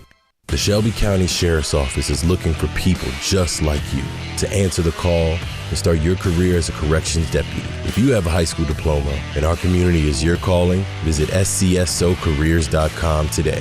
They call us Big Shelby. We one of the highest paid in the region. You don't have to have a degree. The pay here is wonderful. The benefits are wonderful. I'm really financially stable. I'm able to do everything that I want to do. Yes, I feel very appreciated. Are you up to the challenge? Visit scsocareers.com today. Be the change you want to see. Join the Memphis Police Department. Salary starting at $54,611, increasing to $60,713 after probation. Benefits include a $15,000 sign-on bonus, up to $10,000 in relocation assistance. Other incentives include pension, health, vision, dental, and life insurance, 25-year retirement, take-home cars, over 75 specialized units. For more information or details, visit joinmpd.com. Thursday Night Football is on, and it's only on Prime. Tonight, it's an AFC West showdown as Russell Wilson and the Denver Broncos head to Kansas City to take on Patrick Mahomes and the defending champion Chiefs. Not a Prime member? Sign up for a 30-day free trial to stream the game. Coverage begins at 7 p.m. Eastern with TNF Tonight, presented by Verizon. It's the Broncos and the Chiefs tonight on Thursday Night Football, and it's on Prime. Restrictions apply. See Amazon.com/Amazon Prime for details. It doesn't matter if you're at the lake, if you're hunting, fishing, playing golf, or just playing around, Scooters Plus can hook you up with the mobility that you need. Scooters Plus has the largest vehicle and parts inventory in the Mid-South and the best service department. You can choose from ATVs, UTVs, golf carts, motorcycles, dirt bikes, trikes, scooters, and even electric bikes. Come in today to start or wrap up your holiday shopping with 25% down on Christmas layaways. Scooters Plus, 3425 Summer Avenue. Call Sam at 458-8843 or go online to scootersplus.us. Welcome back to Sports 56 Mornings. This hour brought to you by Acura of Memphis. Now, more of the AutoZone Liberty Bowl Inside College Football Hour. Here are your hosts, Greg Gaston, Eli Savoy, and Harold Grader. Welcome back, everybody. 9:30 the time. I see that our third caller, Zach, is Joe. That is not Joe from last week, right? Correct. Okay, it's a different Joe. It's a common name. We'll get to Joe here in just a moment. But congratulations to Joe from last week. Last week, Joe went up against Harold. Both had very good 5-2 weeks. But, of course, the tie goes to the runner. In this case, it goes to Joe. So he will, what, Harold? Way to go, Joe. Enjoy the barbecue. He will enjoy the Central Barbecue, $25. Now it is this week's Joe as we bring him on the program. Hi, Joe. How are you? Hey, this is the 10 in a row, Joe. I wanted to give some other people a shot at 10 in a row. So I figured I'd take on See, Harold. what's interesting? Not an I was average getting my operation last week, so I just sent in my picks, but I wasn't on the show, and I saw that when Eli sent me, it was Joe versus Harold. I figured it was our 10 in a row Joe, but it was a different Joe. So good for him, and now good luck to you, Joe. Joe, who are you going to go up against? Harold, because he's greater, but I don't want to be less than. There you go. Very clever, Joe. Very clever, Joe. Too. And Joe, as you know, because you're obviously a longtime listener, I am all for the people as opposed to these knuckleheads that I work with here on Thursdays, right? I hope you win. I want you to win. No, I want you to win too. I am for the people. I'm always. Heck, Greg was the one that tried to keep a guy who tied him from getting barbecue. Because he didn't I time had to step in and give the guy the Here we barbecue. go. Because he didn't time me. So don't lump me in with him. I mean, don't let the facts get in the way of this story. But anyway, I'm gonna show my age now. These guys are just like the honeymooners, quibbling back and forth. Straight to the moon, Alice. Straight to the moon. You know what's interesting? Right before we came back from the break, Joe, Harold goes, "Do you ever meet any of your listeners?" And I go, "Well, we used to do remotes all the time when we did the midday show, but yes, we've met many people over the years." And I go, "We met this guy, Joe, who calls in a lot. He's a teacher. I've met him. He was really nice guy." And then lo and behold, Joe's on the show. So there you go. I think it's an omen of things to come. There you go. So again, last week, Joe from last week ties Harold at 5-2. Yeah. He wins the barbecue. Eli and I were 3-3. All right, let's get to it. It's going to be Joe versus Harold. It is always customary to begin with Mr. Grader, and a tough one right off the bat, your alma mater. Whoa. Memphis. Unbelievable record against Tulane in Memphis. Mm-hmm. They are 8-0 since the start of this new century against Tulane in Memphis. Yet, Tulane, a 4.5-point favorite, a winner last year, and, of course, the defending Cotton Bowl champions. Tulane minus 4.5 at Memphis tomorrow night. Harold? Yeah, when you talk about Tulane, the first thing you think about is the offense, the quarterback, outstanding play there. But they are really good defensively, too, especially against the run. So you got to think they're going to be putting their eyes on Mr. Watson for the Tigers, which puts more pressure on the offensive line and Seth Hennigan. What a challenge tomorrow night. I am going to take the Tigers and the points, the 4.5, right? Eli? Yeah, that matchup up front is they're really good. UAB found a way to run the ball against them, but they're the only ones that found a way to run the ball against them. I don't like this matchup for the Tigers. I'm taking Tulane. Before the season started, where our predictions, I took Tulane, and understandably so. I'm not sure. I think Tulane is going to win this football game. Can the Tigers hang in there? I think they can. I mean, everything says that they should. Playing at home, they've been on a great run. Even when they get behind in games and face a little diversity, they're able to rally. Can they win this game? Absolutely. Will they win? I don't know. I don't think so. But I think Memphis will certainly cover. I think this is a field goal game that's going down to the wire. Give me Memphis. Joe? I'm a Tiger alum as well. I really don't like the matchup. That front seven's brutal, but I do not want picking against the Tigers to be the reason that I potentially lose. I'm not going to do the emotional hedge. We're gonna stick with what Harold did and do Tigers as well. Okay. We move on to the SEC. Arkansas, and right now it's kind of a swirl going the wrong way for Mr. Sam Pittman, who we all like. Arkansas gets 19.5 in Tuscaloosa. That's Harold's home away from home, taking on Alabama. Eli? Nick Saban 16-0 against the Hogs. Doesn't lose them. Doesn't lose at all. Do they cover them? But only 9-6-1 against the spread against the Hogs. Arkansas keeps games close. That's what they do. They cover spreads. They lose, but they keep them close. I still don't think this Alabama offense is that good. I'm going to take Arkansas. Okay, you're taking Arkansas. So I agree with everything you just said, but I'm looking at the situation with Milroe coming off a really good game, so maybe Milroe has found something. Arkansas can't run the ball. For whatever reason, they can't run the ball. I know Sanders was hurt a lot earlier in the year. It doesn't seem like Alabama will, try to tack it on at the end against Pittman. But I think Alabama's going to end up covering this game. They're going to end up winning by 21. So I'm going to take Alabama. Joe? Eli, Alabama actually did cover last year. They were a 17-point favorite and won by 23. Yeah, I didn't say they didn't cover last year. I said he's 9-6-1 against the spread. Yeah. Oh, right. There's two ways it could go. Arkansas's back's against the wall, but I feel like things have turned in the locker room on Pittman. I think Alabama wins, kind of a 31-10 kind of game. So I'm going to go Crimson Tide.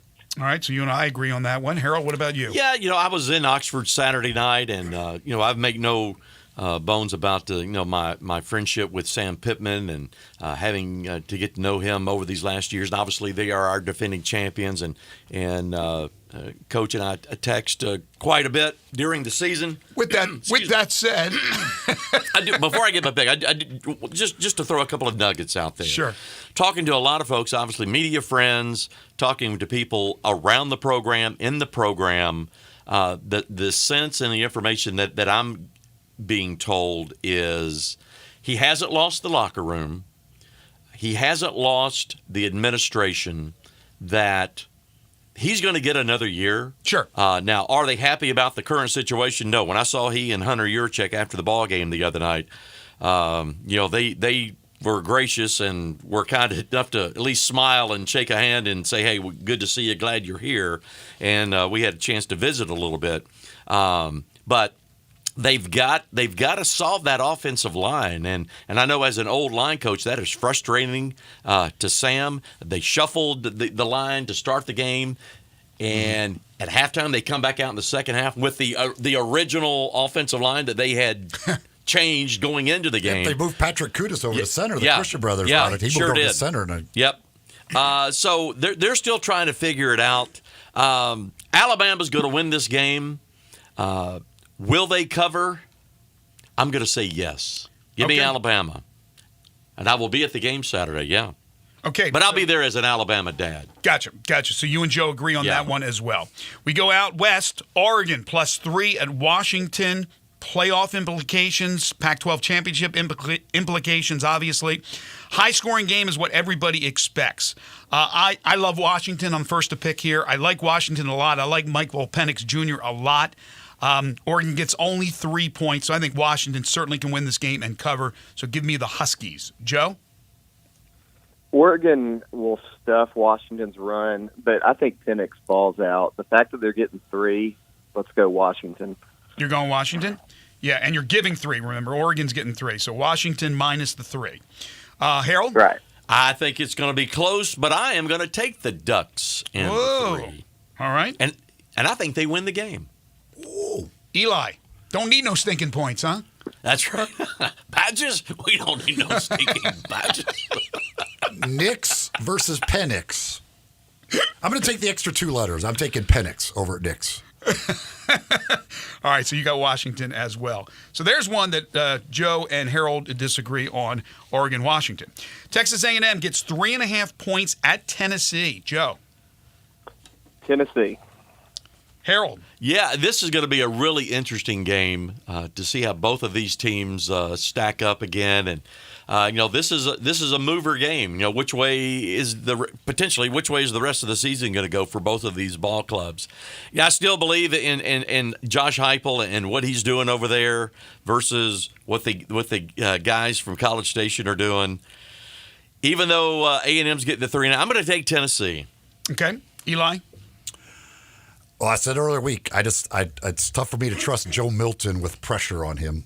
And Texas A&M gets pressure on quarterbacks. Yeah, That's what I hear that. do. I hear that, Eli. I hope Jimbo Fisher doesn't coach as conservatively as he did last week, because I still think they should have beat Alabama if he just does the right things coaching wise. A&M on the road getting 3.5. Yeah, absolutely. Give me A&M. I think the complete opposite. Coming off the bye week, I think Heupel's going to throw a few more tricks into his bag of tricks. I think they're going to come out and they're going to do some really explosive things offensively. I like Tennessee. And Petrino is one of the masters of that as well. Right. So I hope they just open up the book and have all kinds of crazy stuff. The problem is you can't trust Max Johnson either. He's just not good. Milton has the potential. I just feel he'll be throwing it into the stands or to A&M players. All right, I threw in a Big Ten game that does not include Michigan, Ohio State, or Penn State. I'm not sure why we're picking this game. I just threw it in there just to be different, because sometimes Eli gets on my case that's too much SEC heavy. Iowa +10 at Wisconsin. Harold. Iowa, if I'm not mistaken, is going to be playing with their backup QB, yes, right? old Deacon Hill, who was terrible last week, but a Wisconsin transfer. It's a homecoming for him. Homecoming for him. I didn't know that. Well, yes, good for him. Old Deacon. He won't enjoy it because their offense is terrible. Yes, it is. Terrible. But their defense is great. Give me Wisconsin. All right, Eli. Yeah, old Deacon last week, 6 of 21 in his debut. Solid. 110 yards. But they won. They won the game. They find ways. Apparently, the Hail Marys and everything else he said before the game were good. The fighting for instance. Also was helped that they were playing Purdue. They did not have, by the way, not one catch for a wide receiver last week for Iowa. First time it had happened since 1978. Not one catch for a wide receiver. Wow. Think about that. Played an entire college football game.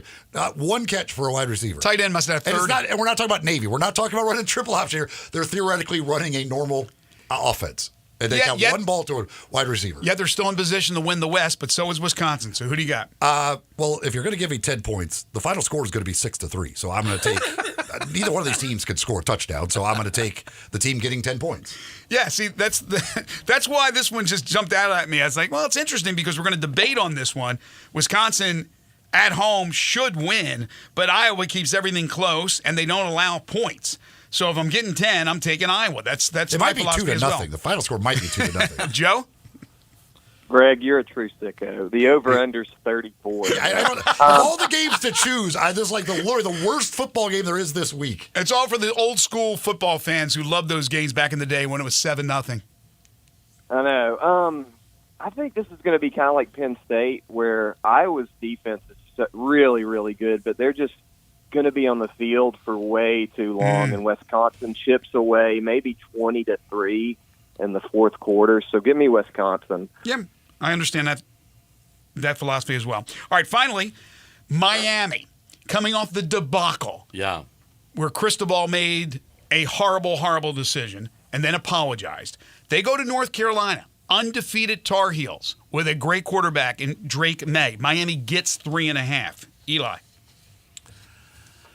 Man, this one's tough because I just don't know how Miami responds to that. It could go one of two ways. They could be great or they could be just miserable. Another reason I use this game. Underdog 14-5 against the spread in this series since they've started playing every year when Miami came into the conference. Really? Miami is 14-5? The underdog. Oh, the dog is, okay. I'm going to take Miami. Wow, okay. I mean, I'm not surprised, but I'm going the opposite way. I'm going to take North Carolina. I'm going to believe in Mac Brown that this team is really, really good. I think they are. So I got to give 3.5. I'll do it. Joe? Hey, Greg, how many picks have Harold and I differed on? I'm trying to do some math. Yeah, you've differed on Washington, Oregon, and that is it. Okay. Since I've got to tie him, can I take a knee right now and we can just leave it right here, go Cristobal? I'm with you. I think had the debacle not happened against Georgia Tech, I would really like Miami here. So I don't see any reason, as long as he can get the team back up on Monday, Tuesday, I'm going to go Miami since they're getting 3 in the hook. Okay. Harold? And I'm going to take North Carolina. So there's the second game that you are different. All right, now we go to our favorite game. Harold? Didn't think about that. Your favorite. I haven't given that any thought. Okay. Tennessee. Tennessee's your favorite. Eli? Washington. That is my favorite as well. I love Washington. Joe? Since we're only different on 2 picks, that's got to go 1-1 against him. I'm going to go Tennessee as well. So it comes down to just beating them in one of those games. Very strategic. So strategic. He would be great on what's the game show that's Barker used to? Price is Right. He would be great. Joe would figure out all the stuff. I got to tell you, Joe is way more prepared than probably any of us, and certainly more than the usual callers in for this competition. He knows his stuff. Impressive. Good stuff, Joe. Hey, Joe, best of luck to you. Thanks, as always, for listening to the program, and thanks for getting in. All right, thanks, guys. All right, thanks, Joe. Go Tigers. There you go. want to tell you folks about a great place for food for tailgating, right? For the Tigers game tomorrow night, for high school games, or if you're having a little get-together at your home to watch all the big games, Saturday, Sunday for the NFL, or really anytime, and that's the Crazy Coop. The best hot wings in town. If you haven't tried it, you need to go and try the Crazy Coop. What makes them different and what makes them better? 27 amazing flavors. 27 of them. They're located at 7199 Highway 64 between Appling and Kirby Whitten, and the Crazy Coop Express at 1315 Ridgeway off Poplar. Buffalo Ranch is a perfect combo of ranch seasoning with a little kick to it. They have the mango habanero, the sweet taste of mango. It's followed by the heat or the sweet maple bourbon. The taste will remind you of chicken and waffles. 27 different flavors that you put on your whole wings, your party wings, plus boneless wings, and those huge chicken tenders. At the Bartlett location, they got the full menu.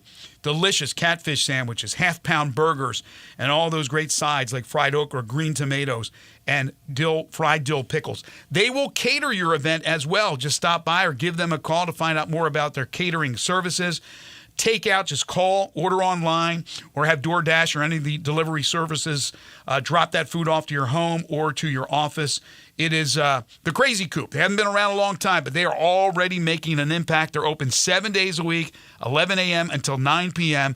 for all your tailgating needs, or for just a night out with the family, looking for some great barbecue, some great wings, some great chicken wings. It's the Crazy Coop. Again, 2 convenient locations at 7199 Highway 64 between Appling and Kirby Whitten, and the Crazy Coop Express at 1315 Ridgeway. That's off Poplar Avenue.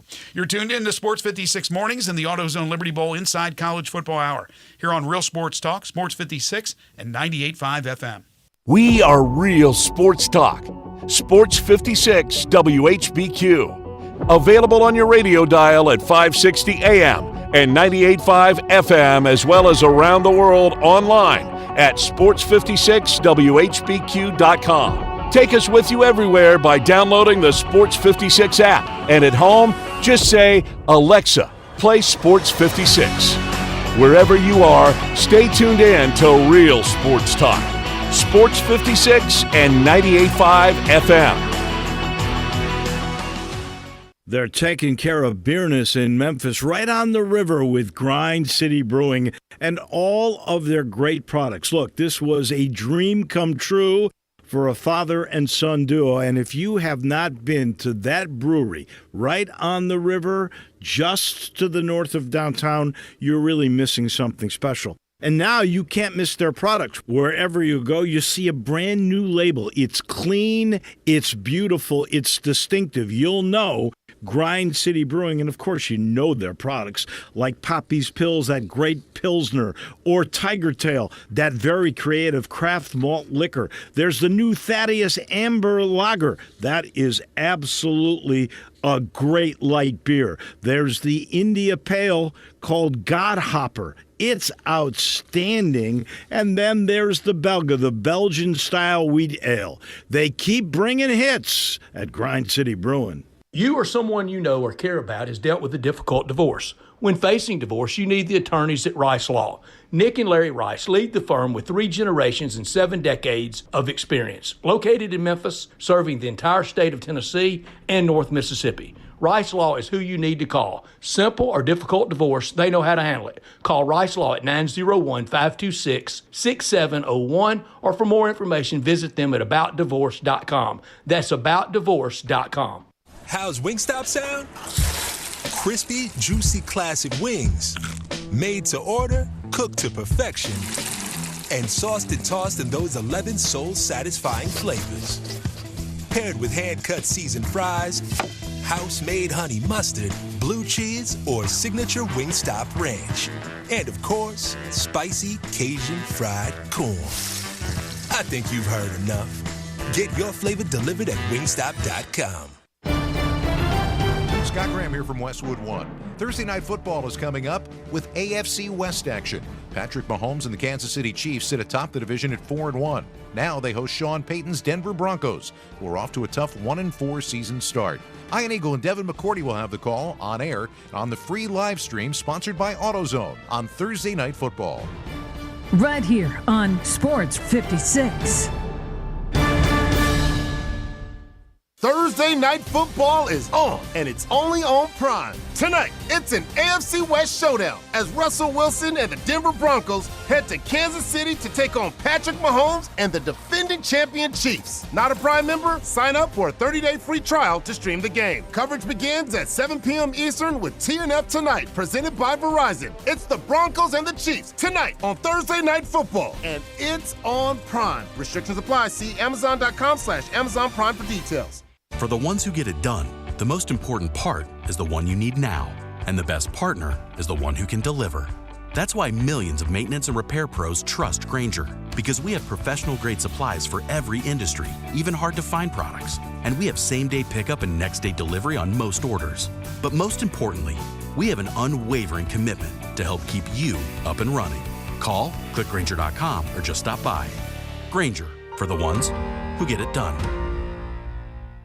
Uncorn flavor, Corky's barbecue. Hi, Jimmy Stovall here with Corky's Barbecue. For 39 years, Corky's has been proud to serve our legendary slow-smoked barbecue in our dining room and drive-thru. Whether you're stopping by to pick up a barbecue sandwich, some Corky's award-winning catfish, or any other meal, you can add a third of a rack of ribs for only $7.99. You heard that right. Add a third of a rack of ribs to any order for only $7.99. You can place your order to go at Corky'sBBQ.com. That's Corky'sBBQ.com. Welcome back to Sports 56 Mornings. This hour brought to you by Acura of Memphis. Now, more of the AutoZone Liberty Bowl Inside College Football Hour.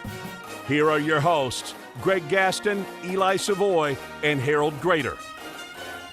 This hour is indeed brought to you by Acura of Memphis. Ridgeway and 385 is where you'll find them. You can also find them online at AcuraofMemphis.com. Great cars, great people, great car buying experience every single time you go see them at Acura of Memphis. All right, HG, from the Big 12 point of view, what are you looking at this weekend? Well, obviously that was a fun game last week. Texas-Oklahoma, what a great college football game that was. Whether you had any interest from a rooting standpoint or not, that was a great college football game.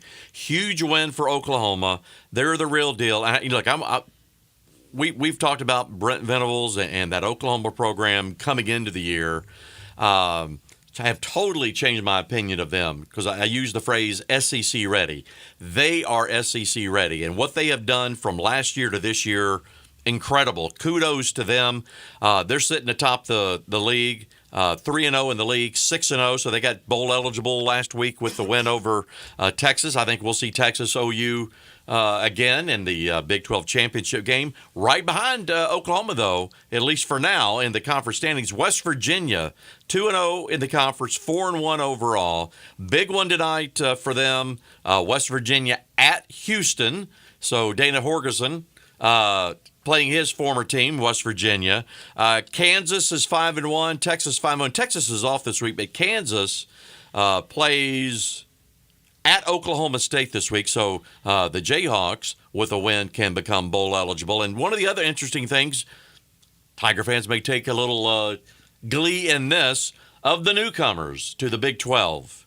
Cincinnati, this is in conference, 0-2, 2-3 overall. Houston, 0-2 in the conference, 2-3 overall. UCF, 0-3 in the conference, 3-3. So just a quick update on how the new guys are doing in the conference. Now, the one newcomer BYU. That is doing well, BYU. But not part of a conference, coming in as an independent. Right. All right. So that's the Big 12. Yeah.